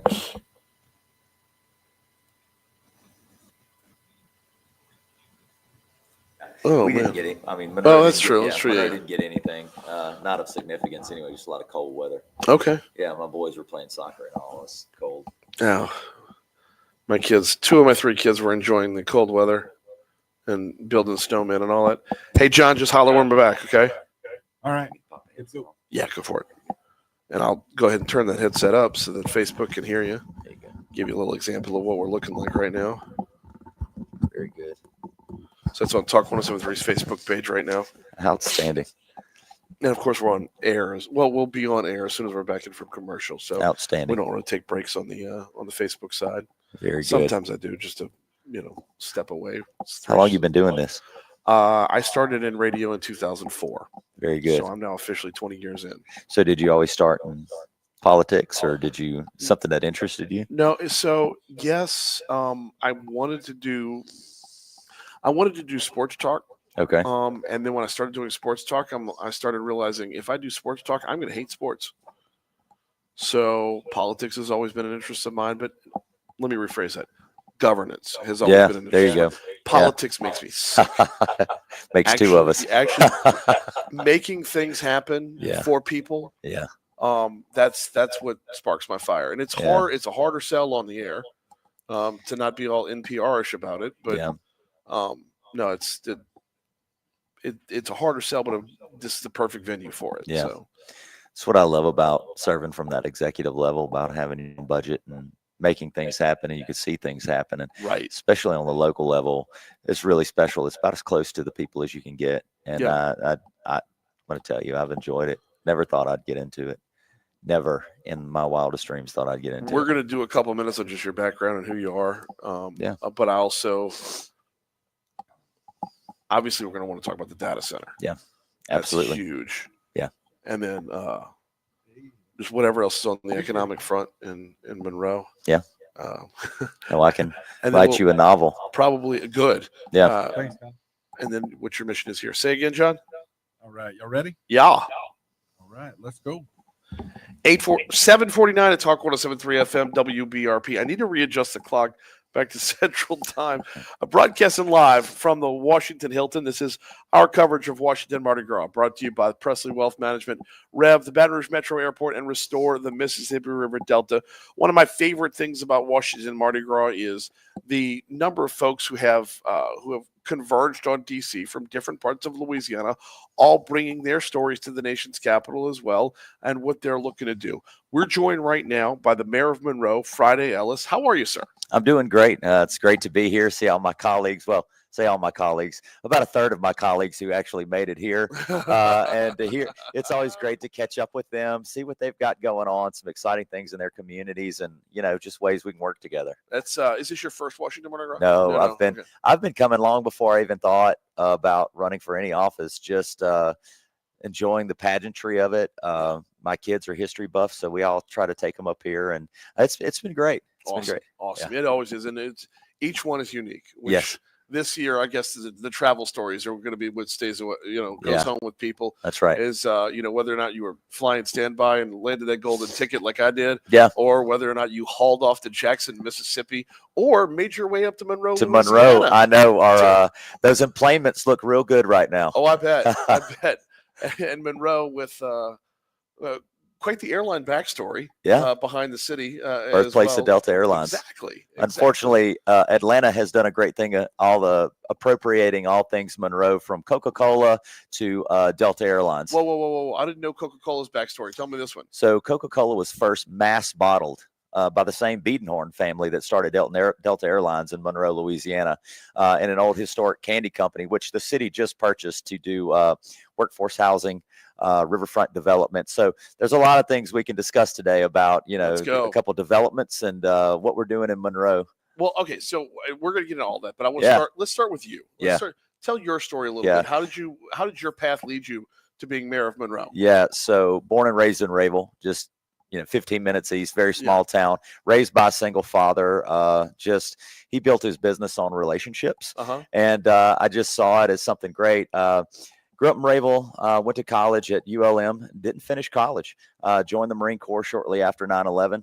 My wife's an educator, served in the Marine Corps, came back home, started my own small business. I had a brick and mortar retail cigar business. Seriously? Had my own line of cigars on the market. And I think that's where my story began, really, into public service. Sharing those 1 hour conversations over cigars with your community members, very diverse customer base. And really hearing about their hopes and visions for the city. And it was we knew the city needed good leadership. At the time, I was looking to run for a council seat, and Michael Eccles, Representative Eccles, was my district rep. And so he was introducing me some folks. And then all of a sudden he said, "You know what, Friday, I'm not going to run for mayor. I think I'm going to run from this House seat." And I was like, "Well, what are we going to do about mayor?" And he looked at me, he says, "What are we going to do about mayor?" I said, "Man, that's quite the leap. And it's nothing that can't be done without, honestly going home and praying." But before that, my wife ran and she sat on the State Board of Education. Oh, wow. So we were a dual household. I mean, we had a 1.5 year long campaign. Ashley Ellis, District 5. Okay. Yeah, she has about 19 parishes she covered. And, because we sat around the table and we were like, if we really want to change things in education, really want to change things in your city, there's no way to do that unless you're setting the agenda, setting the table, and going after bad policy that keeps businesses from growing, keeps communities from thriving, even the same way in education. And so, my wife decided not to run for a second term. She's currently at Louisiana Delta Community College. She has stood up the state's first registered teacher apprenticeship model that sent the first young men and women through this program from age 50 to 20, graduated them with an associate's. They go on to ULM in 3 years. They have a bachelor in education. It's really going after teacher shortages in rural areas. Her 18 people she's put through the program has graduated more people in an associate's in ed than the entire LTCTS system, that first cohort. That is fantastic. Yeah, we love it. Our kids at the table are like, "Dad, Mom, do we always have to solve the world's problems at the table?" And but it's good for them to hear. That's where problems get solved, though. Yeah, we got Mayor of Monroe, Friday Ellison, with us. Okay, we got to pivot over. I want to make sure we have time to talk about the booming metropolis that is Holly Ridge. This meta data center, man. How did this come to be, and what are the effects going to be in Monroe? Yeah, so I'm a storyteller by nature. My dad was an old salesman, so salt, fat, acid, heat, great podcast you should listen to. And they talked about this place in Japan that makes soy the old way, and this guy's sitting there making soy in a vat, and the lady goes, "You make soy?" And he kind of laughed at her and said, "No, ma'am." He says, "The microorganisms in this barrel make the soy. I make the environment that they can thrive. Oh, wow. And I think that that relates to this story. There was a 2,500 acre piece of property that the state owned that was sold to them, to the Franklin family. Interesting other story. My dad's family, 8 brothers, 2 sisters, he would be 90 right now if he were alive, came to Richland Parish to sharecrop on that piece of property. And that's where I know the Franklins, and that's where my story, I guess, really began in Richland Parish and our family. Also, state legislature couldn't been done without the tax incentives. Secretary Bourgeois, the governor, especially those tax incentives that help. Every 5 years, these servers need to be changed out. No sales taxes. Here's the other thing. 2 things these things need: abundant water source, which we have that. We live in the Mississippi Delta. We can get that through surface water, some aquifer, and ultimately we can get that through diversion off the Mississippi. The last thing, to power these things, natural gas, abundance of natural gas. These natural gas turbines will be built to supplement what's going on through our expanded grid. And just, it was a great opportunity. And where it's positioned in Northeast Louisiana, you can draw workforce from Southern Arkansas and Western Mississippi to be able to be pulled in there. Yeah. 7,000 potentially people be working on site till 2030. And I'll just tell you this. When I got in office, we had a soup sandwich of a sorts of an economic development situation. We had 2 organizations representing us, one which the state recognized, the other in which private industry was putting into. I had to come in there, made a lot of people mad, but you know what? I didn't get elected to be popular. I got elected to get things done. Nice. Fired an organization. They were great. Look, let me tell you something. They were great. Nothing wrong with them. They just didn't have the bandwidth to cover us, right? That couldn't have been done alone. We did it with coalesced all of our leaders, our institutions, brought them all together and said, it's time that we put our focus, money, and efforts into Northeast Louisiana at 100%. Let me tell you something. We hired the guy that they said we would never get, brought him out of Michigan, came here. And let me tell you something. The floodgate of RFPs have opened up because of not only this development, everything else that we're doing in Northeast Louisiana. It's creating a great environment for businesses. We got about 3.5 minutes left. Yeah. Got 2 more things to cover. First and foremost, what's next on the economic development front here in Monroe? Because, I mean, you got a lot of fire underneath you, man. Yeah. Where are you sending that fire? Yeah, so don't paddle upstream, right? There's going to be so many secondary investments off of this, some downstream investments that are going to come to set up around it. I've been saying this since the moment it was announced. Bigger than the jobs created by this is the fact that Mark Zuckerberg said, hey, I like this place. Well, number one, rural America. Right. This is the first time something like this has been built outside of an NFL market, right? Okay. Number 2, what that means to the state of Louisiana. And let's just say this, the 5th Congressional District, love it. Congresswoman Letlow, I love her to death. She great friend to this community, doing great. And she is answering the call to her people that she promised to bring economic prosperity, same way with the governor, economic prosperity to people in rural areas, how this will uplift them and reskill them. So right now, our big thing, listen, workforce housing, education, the infrastructure needed to be laid down. In Louisiana, we're so reactive to things. We have to be proactive about the infrastructure we put down today. Us as municipalities have to maintain this thing. Oh, yeah. Not only that, the influx of people that are coming, making sure our school systems are great. But here's what I do know. We've got great partners in Meta. We're talking with some folks last night. This isn't over. You have to understand the implications of what the world's largest AI data center. We saw that $500 billion in new infrastructure will be built to make us the world leader in AI. That Atlanta to Dallas freeway is about to be a digital freeway, and it's going to blow your mind. There's already something in Madison, Mississippi being built, Meridian, Mississippi being built. And not only that, here's another thing. Speaking of workforce, I've been up here all week with Amtrak, CPKC, Southern Rail Commission. Okay.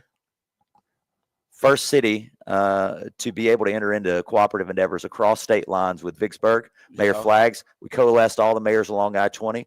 Let me tell you something. Cities who've always been in competition are now complementary of one another. Mayor Arsenault, Mayor Ronnie Walker, we love one another's company, working great together. Right. I need follow-up from you when we get back home again. I want you back on the show at some point because there's so much more to explore here. 20 seconds before we got to get out of here. What's your main focus for the remainder of Washington Mardi Gras? connections, friendships, start building them, and really just be here and have a good time with our friends, because in the end, it's relationships that I built my business on. Yes. And it's relationships that's going to get us through all of this. He is Monroe's Mayor, Friday Ellis. Man, that was a fantastic 12 minutes. Thank you so much. Thank you. News is up. Oh, we got to run on time. We're out? Yep. Okay. And you give me 4 hours.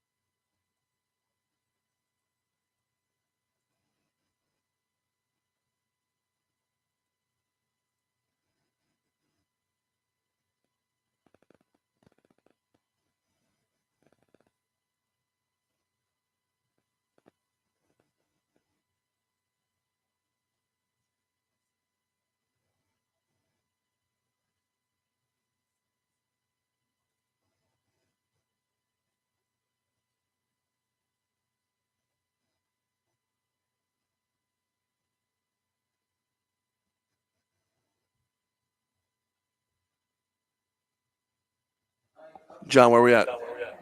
Hey, weather's on right now. Oh, okay, all right. I'm right on time.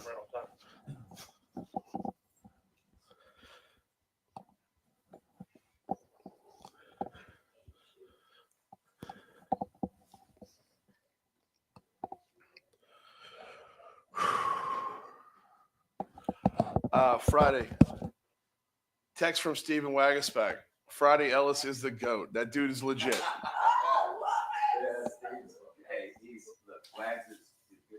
Yes, he is. Yeah, I hope he's up here. He was supposed to have lunch. He was only up here for like 2 days. Shot out. Yeah, he was supposed to host our group at the chamber, just to kind of talk to us. But I've stayed in touch with him, kept up with him. Man, there's man, we got to talk. There's nothing more to say. Awesome. We'll see y'all. All right, Brian, you ready? Yeah. Let's roll. Oh, I didn't want to stop. My goodness gracious. It's 8:06 and Talk 107.3 FM WBRP. I don't care whether you have coffee or espresso or Red Bull or Monster. Nothing produces as much energy as that last segment. How awesome was that? I mean, pinpoint, on point. Mayor of Monroe, Friday Ellis. One of the great things about Washington Mardi Gras, y'all, these are conversations we don't normally have back home. Now we will. There's no way in God's green earth that he's not coming back on with us at some point to pick up the conversation where we left off. Because if you were watching us on Facebook Live, we had the volume down because I didn't know what was good for air as far as news that's been released and whatnot. But that I-20 corridor, the level of passion with which he's talking about, he is going to just run that thing over, and Monroe is going to be thriving once again. So. Unbelievable, unreal stuff. We're nowhere near done, y'all. We got 2 more guests coming on. Rob Goday is in our next segment. We're going to talk with him about disaster recovery, as he's been in North Carolina for a good chunk of time. After that, Zach Kilshaw was a pivotal role player in Mayor President Sid Edwards' campaign. Want to talk with him as well. Right now, though, we start off your third hour with This Day in History.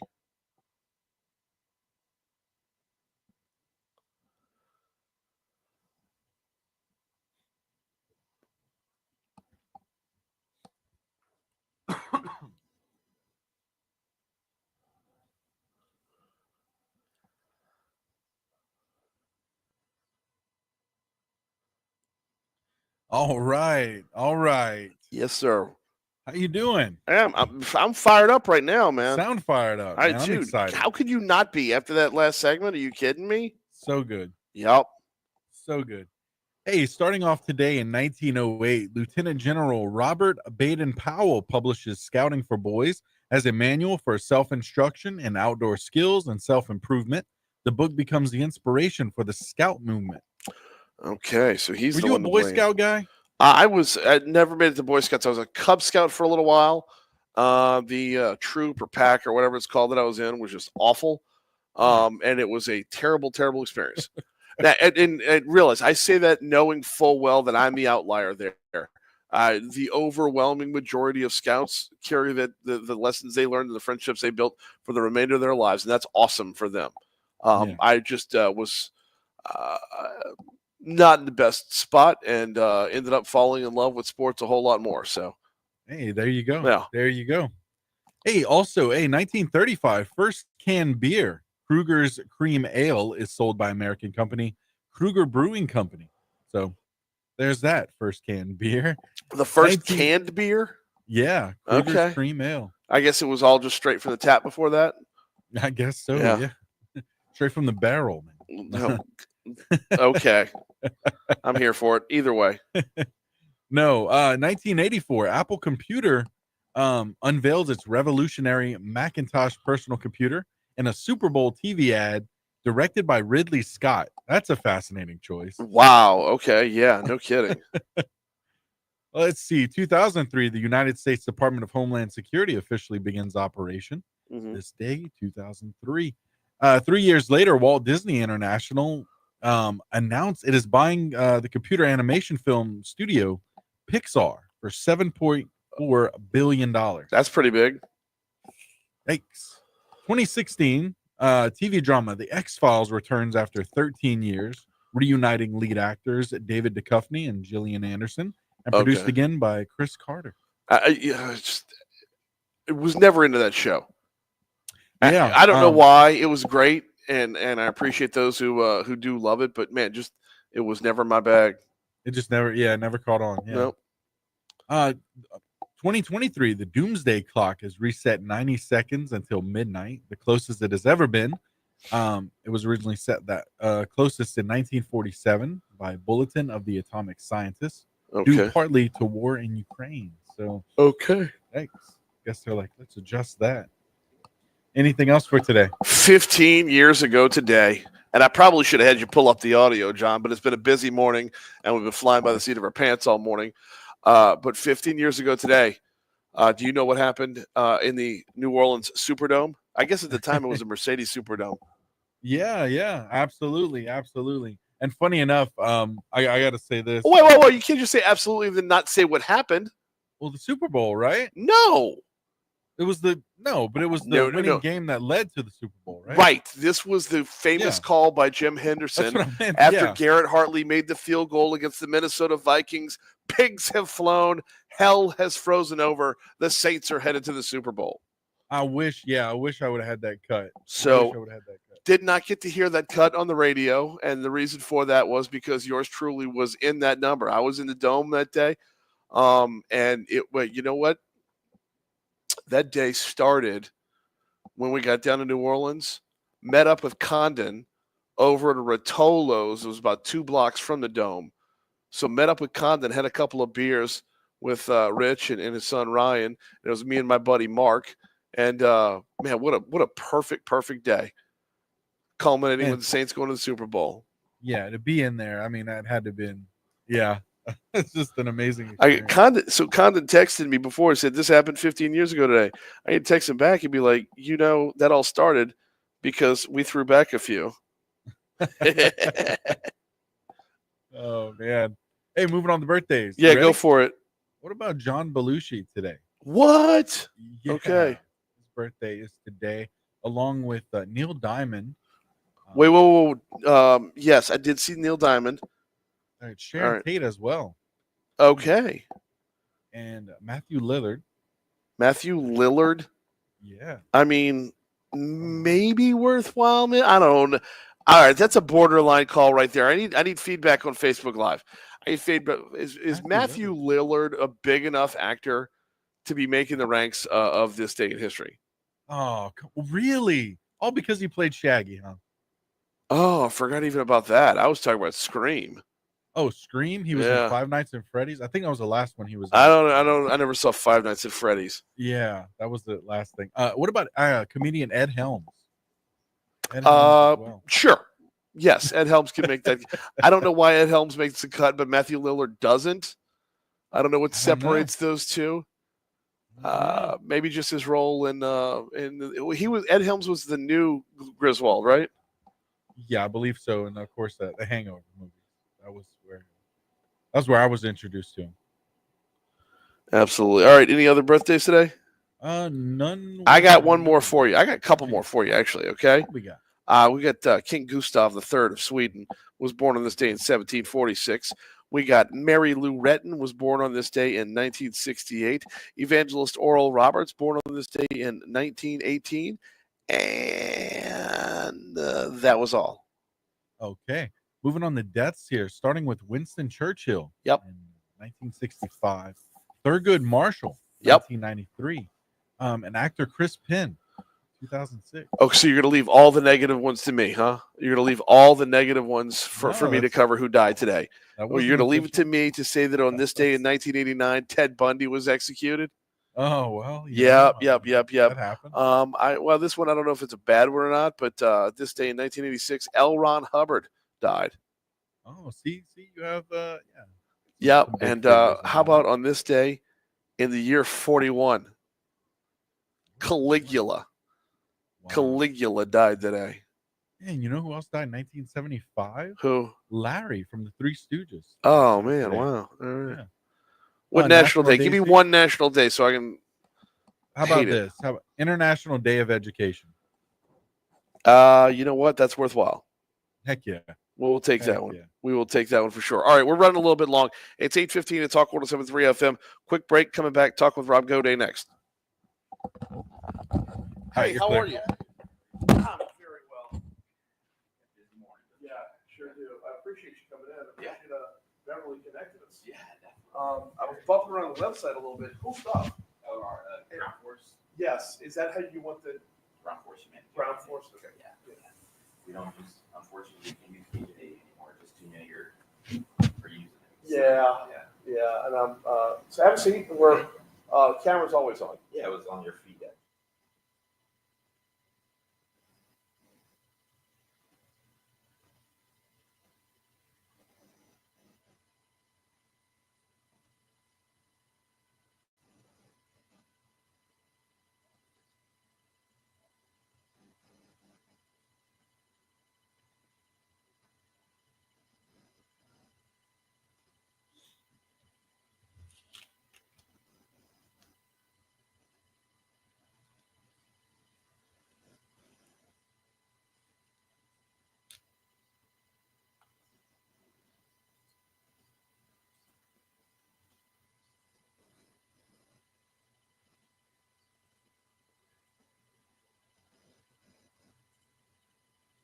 How we looking, John? Oh yeah, we're good. Right now we're on traffic. Okay. So, yeah, I'd say another minute or so. All right. So now you got a little volume there as well. So now we can talk with Facebook. All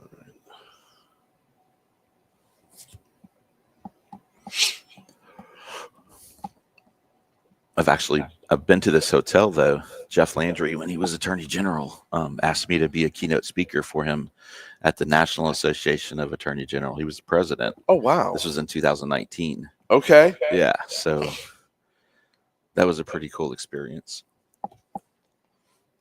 I had to give a talk in front of a lot of all the states' AGs. Mm-hmm. Lots of great hair in the room, and all right, Brian, you ready?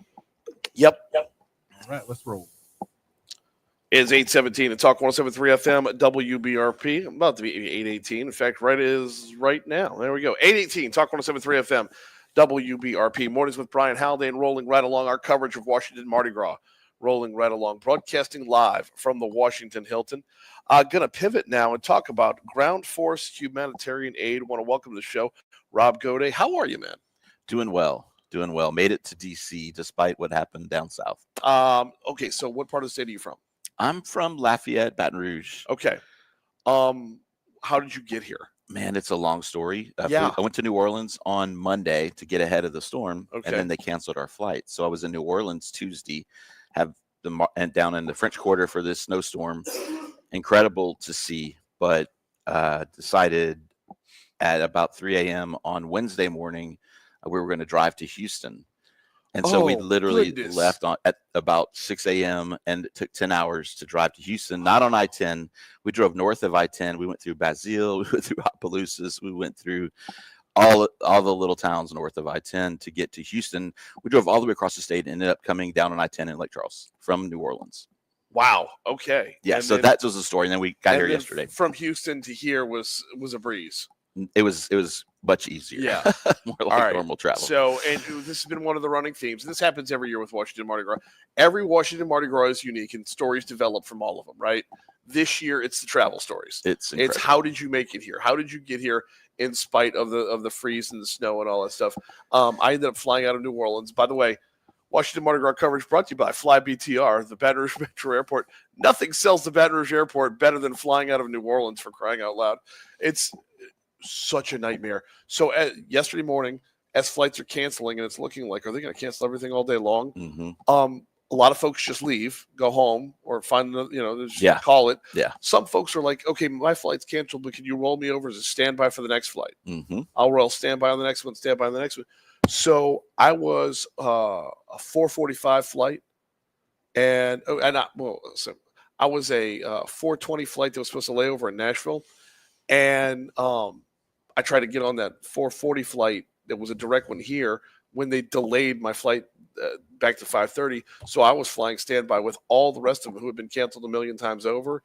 Don't know how. Packed flight. My name got called. Okay. My name got wow. called. Yeah. Meanwhile, I got some folks up here from St. Tammany Parish. They drove up to Jackson, Mississippi to get here. I was just talking with the mayor of Birmingham. Monroe. Yeah. All over. Cities got all these extra flights. It just Well, my wife went to New Orleans with me, and but she drove her car. And so we actually have a car in New Orleans now because we drove my car all the way to Houston. So we're trying to figure out, am I going to fly to Houston and she's going to fly back to New Orleans, and then we're going to meet in the middle. And so you tell the wife, it's like, we didn't really like that car anyway. Just let's file an insurance claim. Yeah, exactly. It's stuck in one of those there. $30 a day parking lots in New Orleans. Brutal. Yeah.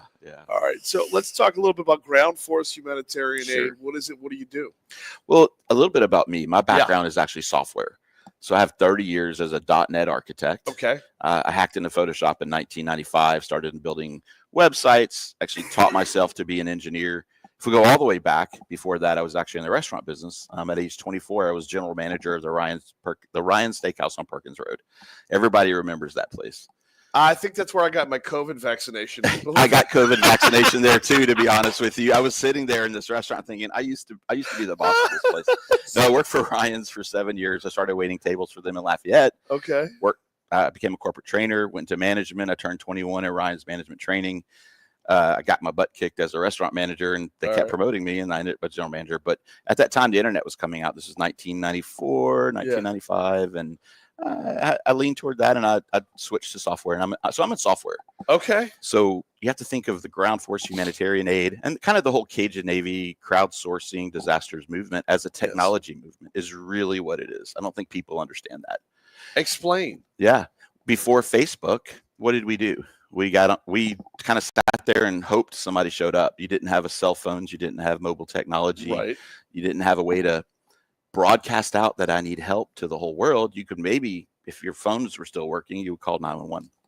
Today, people get online and they start asking for help. And what happens is capable citizens in communities across the country see those requests for help, and then they start responding.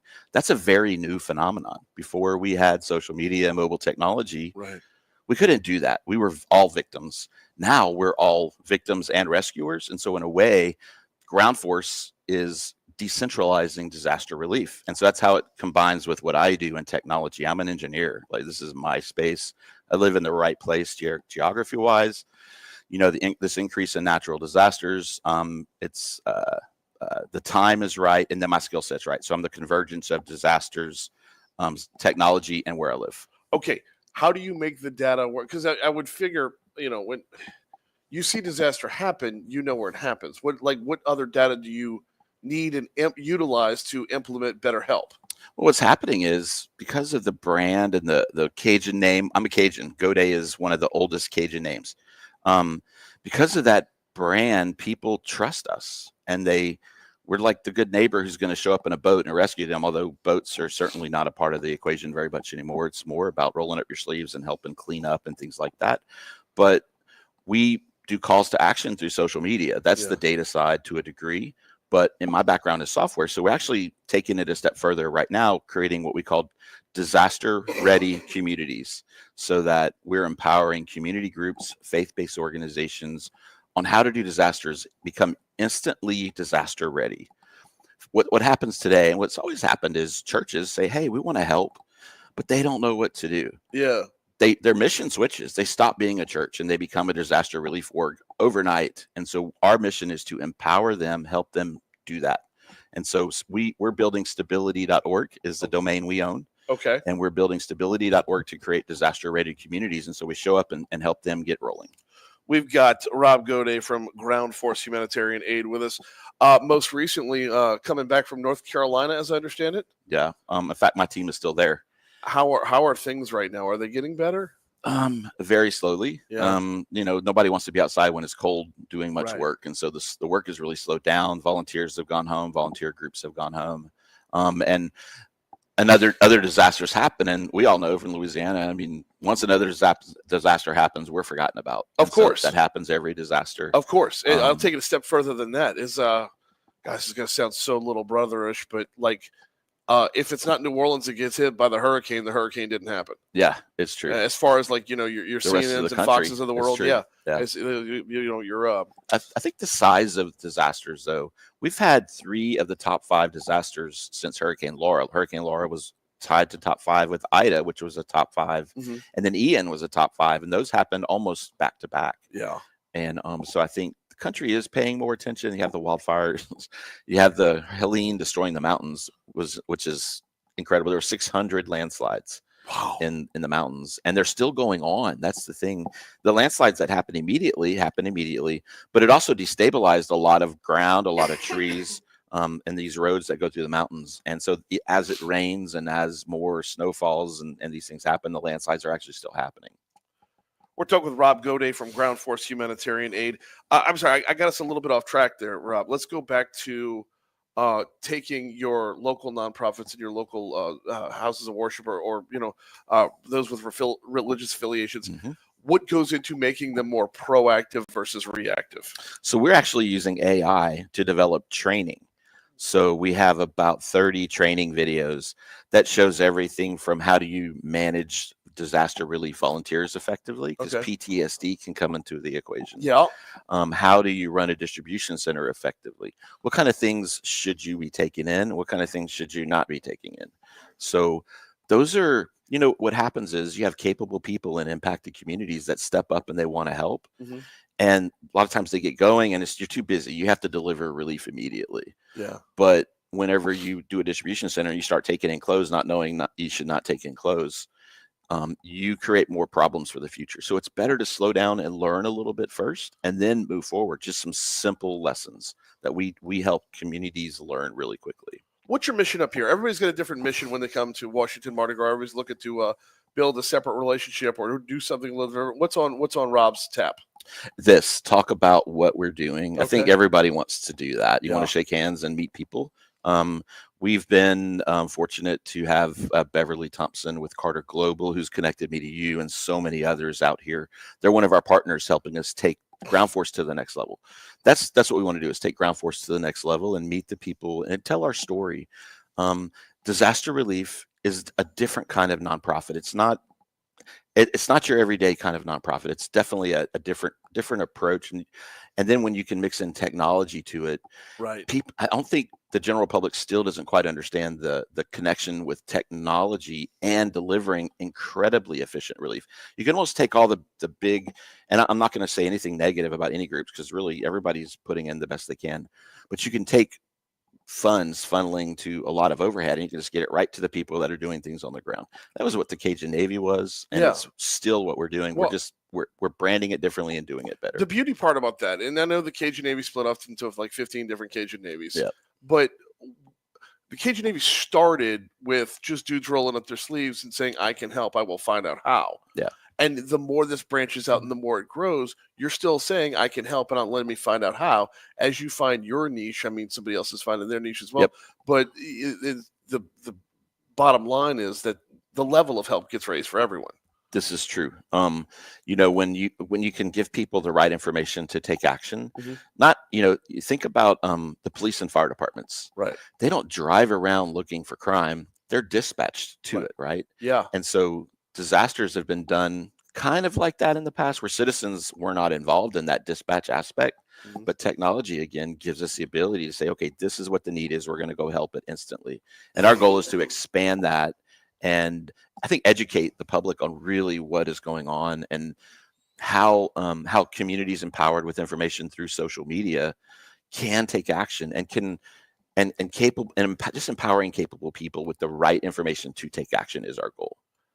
And I think educating the general public on how this is working is our goal. It's not just a bunch of guys showing up and doing whatever. It's really highly organized.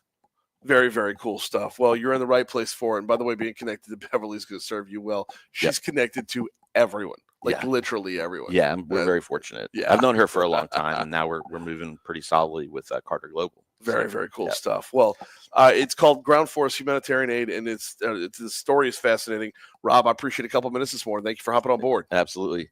Thank you very much. My pleasure. My pleasure. We're at 8:30 at Talk 107.3 FM, WBRP. We got to take a quick break. We'll check ABC News, local news, traffic, weather. When we come back on the other side of the break, let's take you inside the campaign that was behind Sid Edwards, but we're going to evolve the story from there. I've been looking forward to this conversation for some time. Zach Kilshaw is up next. Right now, here's news. Awesome. All right, you clear. Thanks, John. No problem.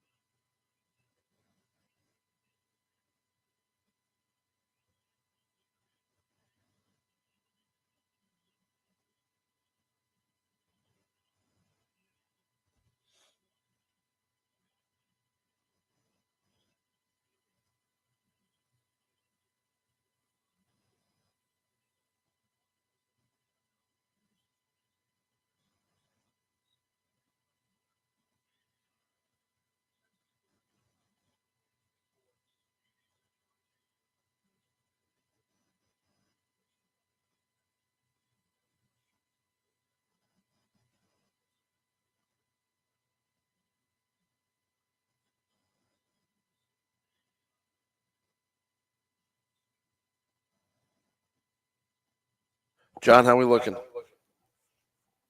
Yeah, we're good. Hey, you just want to play weather, right? Yeah, just play it. That's okay. Yeah. Yeah, weather will be coming up in about 30 seconds. Okay. Oh man. See, you got like an hour of sleep. Oh, by the way, we're always on Facebook. So beautiful. Yeah. Oh. Am I introducing you as with Delta or with? Yep. Okay. Introduce me with the Delta Resource Group. Okay. And yeah, we'll start with campaign, and then you take it over and run from there. Yeah, sure. I'm VP of Digital Media. If you want to do the whole title thing, gotcha. Can do. Let's see, how are we looking right now?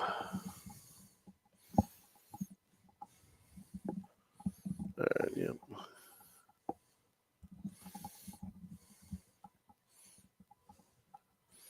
Oh, Troy, that's so true. Okay. All right. Yeah.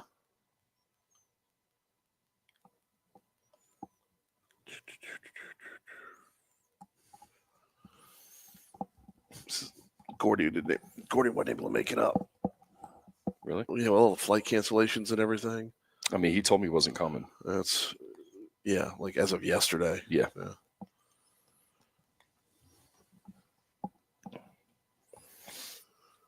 Yeah, Brian, weather's on right now. Cool.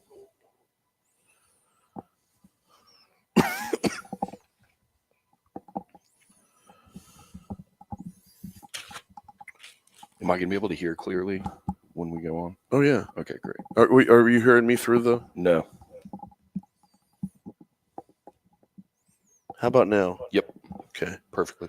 I don't even remember turning that one down. You ready? Yep. Let's roll. 8:37 at Talk 107.3 FM, WBRP. Mornings with Brian Haldane, rolling right along. Our coverage of Washington Mardi Gras, rolling right along as well. Up next, well, we didn't have to go far to find Zach Kilshaw. I mean, we could have found him in Baton Rouge while we were there, but one of the great things about Washington Mardi Gras is you go halfway across the country to meet up with someone from down the street. Zach, how are you, man? I'm doing great, Brian. Thanks for having me. No, glad to have you on here. Zach is with Delta Resource Group. He's a VP of Digital Media. Yep. And y'all got pretty active with Mayor President Sid Edwards' campaign. We sure did. And that was nothing short of miraculous. Now, you've got more story to tell than just that, but I want our conversation to start there, if that's cool. No, absolutely. How did y'all get paired with Sid, and how did this evolve into what it is? So I got a phone call from the executive director of the Louisiana GOP, Corey Dennis, who I know you've had on your show quite a few times. Yeah. Corey and I have worked together in the past on Jeff's race and in some smaller capacities, and he asked if we could help out on the communication side, and it was a pleasure. Chairman Babcock was on board, so we came on and strategized how we can help the communications effort for the campaign, and just took off from there. The campaign itself, once it took off, it became this thing of its own. Like, if you had asked me on day one, I would not have given Coach any real chance early on. The first time he came on my show, I was like, okay, he's struggling to swim right now. He does not have his head above water yet. Second time he came on my show, it became evident that he was willing to learn. Mm-hmm. And then the third time he came on the show, as we're ramping up towards, this was before even the runoff, it became evident that not only is he willing to learn, but he has the aptitude to pick it up. And when you've got that want to dive in and the aptitude to pick it up, you can take yourself a long way. Brian, he is one of the most interesting candidates I've ever worked with. Mayor President Edwards is so inspiring, as you know. He can just really suck you in and absolutely make you feel like you're the most important person in the room. I think that's very rare in a candidate. I think on a macro level, and we discussed this a few times, it was a perfect storm. You have the temperament of the national race that affects down on the state level. Right. We had a weak incumbent.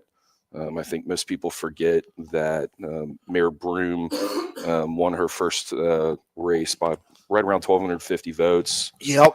And that was really more due to a Foster Campbell turnout the vote effort for his Senate race. And then also, St. George had a tax proposition that was on the ballot as well. That helped. That helped voter turnout tremendously. Yeah. And if you recall, during the primary, it was really terrible weather that week. So turnout was already low. Okay. So we ran a really concerted get out the vote effort. We strategically targeted specific zip codes within St. George and a lot of the voting populace of EBR, and made sure that they knew what Sid's platform was. Mm-hmm. And from there, it was really a collective effort between myself, Mason Batts, Rhett Davis of the state party as well, and Chairman Babcock, and we were able to hit the ground running. How important? It's interesting you say weak incumbent, and you can bring up any kind of numbers you want, but you're talking about an incumbent who had never lost. It's true. I mean, it's you're not wrong in saying weak incumbent, but at the same time, though, had never lost. Like, it's hard to say weak and undefeated. Like, coming up at 4:00 this afternoon on Talk 107.3 FM, the 20-0 LSU Tigers are an underdog at South Carolina. Sure. Like, it's weird to say it out loud, but there's truth in it, though. But even though she had never lost, things in Baton Rouge were at a place where everybody was turning to Mayor Broom saying, this has to change. Sure. And what I heard from, and I don't want to make it racial, but what I heard from a lot of African Americans was his actions speak louder than her words. Sure. And this is just who he is. It's who he is and who he takes care of. He has spent a career raising, not raising as a parent, but as a coach, turning boys into admirable men. That's exactly right. He's sending young men to college. Yeah. He's actively in the community. I think you've probably heard many anecdotes about Sid dropping off Thanksgiving dinners, to lower socioeconomic means individuals. And that's the man that he is. It's very easy when you're running a race to be authentic when you're always your authentic self. Right. And whether he is coaching a state championship winning football team, or he is the mayor president of East Baton Rouge, he is the same authentic man, from day one. Kind of off the beaten path here. We'll get back to the regular conversation in a minute, but I got to ask you, you played for him. I did. Okay, I got to ask you, what's the difference between Coach Sid Edwards as a student and an athlete versus in a professional capacity? So it's you just get that authenticity dialed up. He's got a way of motivating you. When he asks you to do something, I don't know a single person that's ever played for him that wouldn't say we'd walk through fire. Right. And it's just the truth. It's just the way he's able to bring you together, people from different walks of life in different areas. I played for him at Holy Savior Menard Central High School. And it was a beautiful experience. He definitely shaped the man that I became. So very, very cool stuff. We're talking with Zach Kilshaw with Delta Resource Group about the interaction with Sid Edwards. All right, how is this translating what we saw on the campaign trail to now? He is not just Coach Sid Edwards; he is Mayor President Sid Edwards. So what's impressive about Mayor President Edwards is the fact that he's adhering to all of his campaign promises. First off, this would have been his first Washington Mardi Gras. He is in Baton Rouge right now, making sure that the citizens of East Baton Rouge Parish are taken care of during this 100-year storm. And that's really, really impressive. There's a lot of individuals that, would have left and taken some of the spotlight, which he rightfully had earned. He is on the ground being the mayor president of East Baton Rouge right now as we speak. One of the so during the storm on Tuesday, before it got down to like 9 degrees in Baton Rouge, we were doing bonus coverage, we were doing storm coverage. So I was doing an afternoon drive show on Tuesday evening, and got Coach on the phone, and he was at the Charles R. Kelly Community Center. Mm-hmm. He was over there at a shelter. He and Metro Councilman Hurst, sure, serving gumbo.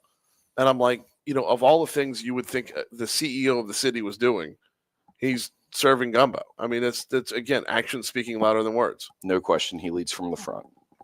Very cool stuff. Where does this go from here? So from here, the transition goes on. He is still in the process of hiring administration.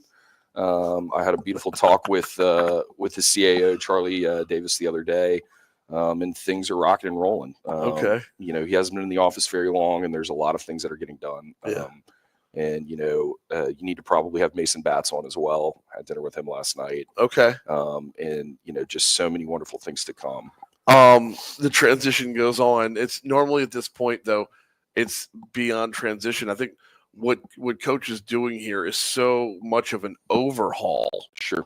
That we're gonna be looking at probably 6 months to 6 to 9 months worth of transition before it's, because you've got to root out everything that's been wrong. Oh, it's triaging. Yeah. I mean, there's no question about that. And that's what they're doing. They hired a wonderful chief of staff, Lon Vignair. Oh, yeah. And it's an A team. Sorry, that one caught me off guard. Been battling with all the cold weather and everything. Been battling a cough left and right. Zach, let's pivot over to you a little bit. Let's talk about your mission here at Washington Mardi Gras. Everybody comes with a different aim. Sure. Everybody looks to do something different. What are you up to? My mission is to support our firm in every way that I can, and to continue to have meaningful conversations with state and local officials. Obviously, Washington Mardi Gras has expanded into the business sector as well. You're going to see a lot of who's who here. We work in both the public and private sectors. Mm-hmm. I like to be able to make meaningful relationships that could then, trickle over to our business in Baton Rouge, and in Shreveport. We have 2 offices. And so that's where I'm at today. I'm, bringing support to the firm, helping any way that I can, making new relationships, bringing those back to Baton Rouge so we can make Baton Rouge better. Very, very cool stuff. What are you most looking forward to at Washington Mardi Gras? So I am looking forward to, I've never dressed out before. Okay. And so I'm really, really excited about that experience and have, learning the history of Washington Mardi Gras, because it's so robust, and all the traditions. And so it's been wonderful, and I'm really excited about that. Saturday night's your answer then, right? Yes. Yeah. It should be a good time. It should be a very good time. I have yet to go to the Saturday night, to the big festivities. I've done Louisiana Live, which I understand last night's Louisiana Live was the best one ever. It was so much fun. I was there for about an hour and a half, but it was just, maybe it was special because, there were so many cancellations. I know you and I were back and forth via text. Yeah. I had 7 cancellations. I flew out of Jackson, Mississippi. You did the Jackson thing too? I did. I sure did. Okay. And so I feel like there was a lot of people that missed it. Yeah. So you were able to move around a lot more. David St. Romain did an amazing job. And I'll get to see him tonight. I hope he's still got a little bit left in the tank. Man. I think he does. He's just got one switch and it's on. Yeah. So love that dude. Me too. That's he's gonna come on the show probably tomorrow. Once he's done performing and everything, and it's like everything's off his plate. I mean, so yeah, that's what I heard. Louisiana Live last night wasn't complete elbow to elbow. It wasn't, and it was so much fun, and there were so many different performers, and it was a really exciting experience. Very cool stuff. Very cool stuff. Well, I appreciate you stopping by for a couple minutes. He is Zach Kilshaw with Delta Resource Group.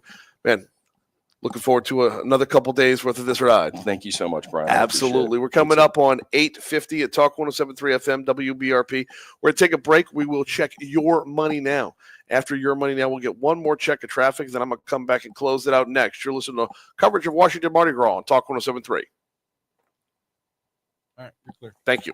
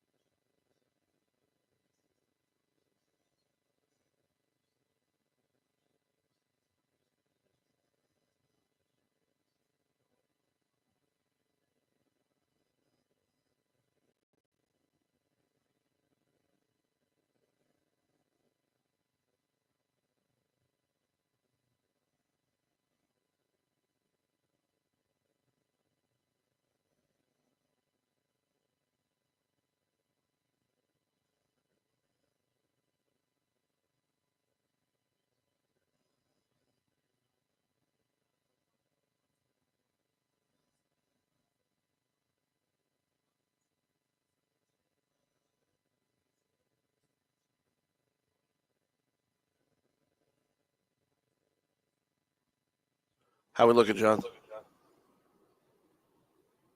Perfect timing. We're actually, I just hit the. Oh, I'm back.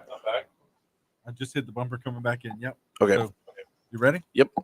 Let's go. 8:55 Talk 107.3 FM WBRP. Last couple minutes to go here on Mornings with Brian Halliday, and we're going to sign off and hand off to Moon Griffon in about 4 minutes from right now. Just putting a button on a couple of things. By the way, we will pick back up at noon. We'll be broadcasting live from Congresswoman Letlow's Hospitality Suite. Although all my guests found this place, so we're not like in that main row of hospitality suites. Just to give you some Washington Mardi Gras background, okay? Every year the last couple of years, I've been broadcasting from Congressman Graves' suite. And Congressman Graves' hospitality suite had this awesome reputation. You got like this main row of suites downstairs on the lobby floor. And it was at the end of that row, and he had a giant porta potty out in the hallway. I know, right? It's porta potty. But that's what it was. And it was recognizable. Everybody knew what it was. Everybody knew where it was. I had no problem getting guests on the show to be like, hey, it's Graves' suite. Look for the porta potty. Boom. Okay. Having to give directions through this circular maze of the Washington Hilton to get folks up to the suite 1101. I mean, it's not the same, but it's worked out really, really well. So my appreciation to Congressman Troy Carter for giving me the room for a little while. I am a little bit bummed he didn't get to swing by. But the congressman's morning was unbelievably busy. Started with a wreath laying ceremony over at Arlington, and it's just ramped up from there. So if the congressman wants to come, if Congressman Carter wants to pop on while I'm at Congresswoman Letlow's suite, or tomorrow from Senator Cassidy's, he's more than welcome there. We will be broadcasting live from noon to 2 from Julia Letlow's Hospitality Suite. Looking forward to that. And then one more show coming your way from noon to 2 tomorrow. Of course, all of our Washington Mardi Gras coverage is presented by the folks. Got me again with the cough. The folks at Rev, Restore the Mississippi River Delta, Presley Wealth Management, and the Baton Rouge Metro Airport. We've got this crew that put together, they're bringing this coverage is pretty awesome. So I'm looking forward to telling you more of their stories as well as we move on. Oh, another story I got to tell you: Parish Construction and Roofing, parishbuilt.com is the website. Do business with someone you know. It cannot be overstated. It cannot be overstated. Do business with someone you know. What does it mean with Parish Construction and Roofing? Well, if you hop on parishbuilt.com, you fill out the little form. You get them up on your roof to see if you need a new roof. That's what I did. And Zach came out and got up on my roof. Not the Zach that's sitting to my right, another Zach. Came out and got up on my roof, took some high-def pictures, showed them to me, said, you need a whole new roof, man. This is not just a repair job. This is a replacement job. I said, okay. From there, he made it so incredibly easy. Pleasurable even. From meeting with the insurance adjuster, all the way through the selection process of picking up the shingles, all the way through the scheduling and the logistics and the installation and that back-end check you get from the insurance company after they're all said and done. Unbelievably easy, and it's because I decided to do business with someone I know. 364-1007 is the phone number, or do like I did, hop on parishbuilt.com. Do business with someone you know at Parish Construction and Roofing. Hey, in this last minute before we get out of here, one quick reminder, and this is not from up here in Washington Mardi Gras, it is from back home, and that is the only closure that remains right now in Baton Rouge as a result of the freeze and the winter storm Enzo, is 110. 110 still shut down right now. I have a text out to find out if they're hoping for today or if it's going to be tomorrow, but as soon as I know that, I'll let you know that. But 110 is still closed, that whole elevated the elevated portion that is through Baton Rouge. Also, I just got word from my good friends over at PF Chang's. They're finally back on their normal schedule now. So they've been working with you to get back open again. But as of today, PF Chang's wide open on their normal schedule with their normal staff and their normal fantastic service. And, of course, their normal wonderful Chinese-inspired or Asian-inspired food over at PF Chang's. All right, that's going to do it for us. We'll take a 3-hour break before we come back. Moon Griffon is next. We'll see you then. All right, you're out. Clear? Awesome. Thank you. No problem. All right. Facebook. We'll see y'all later. All right, and I'll be back here before 12. All right, cool deal. Damn, I really wish I was just staying here, so I wouldn't have to break everything down and set it all up. So, I appreciate that. I don't think I will, but I do appreciate it because I think I'm set for right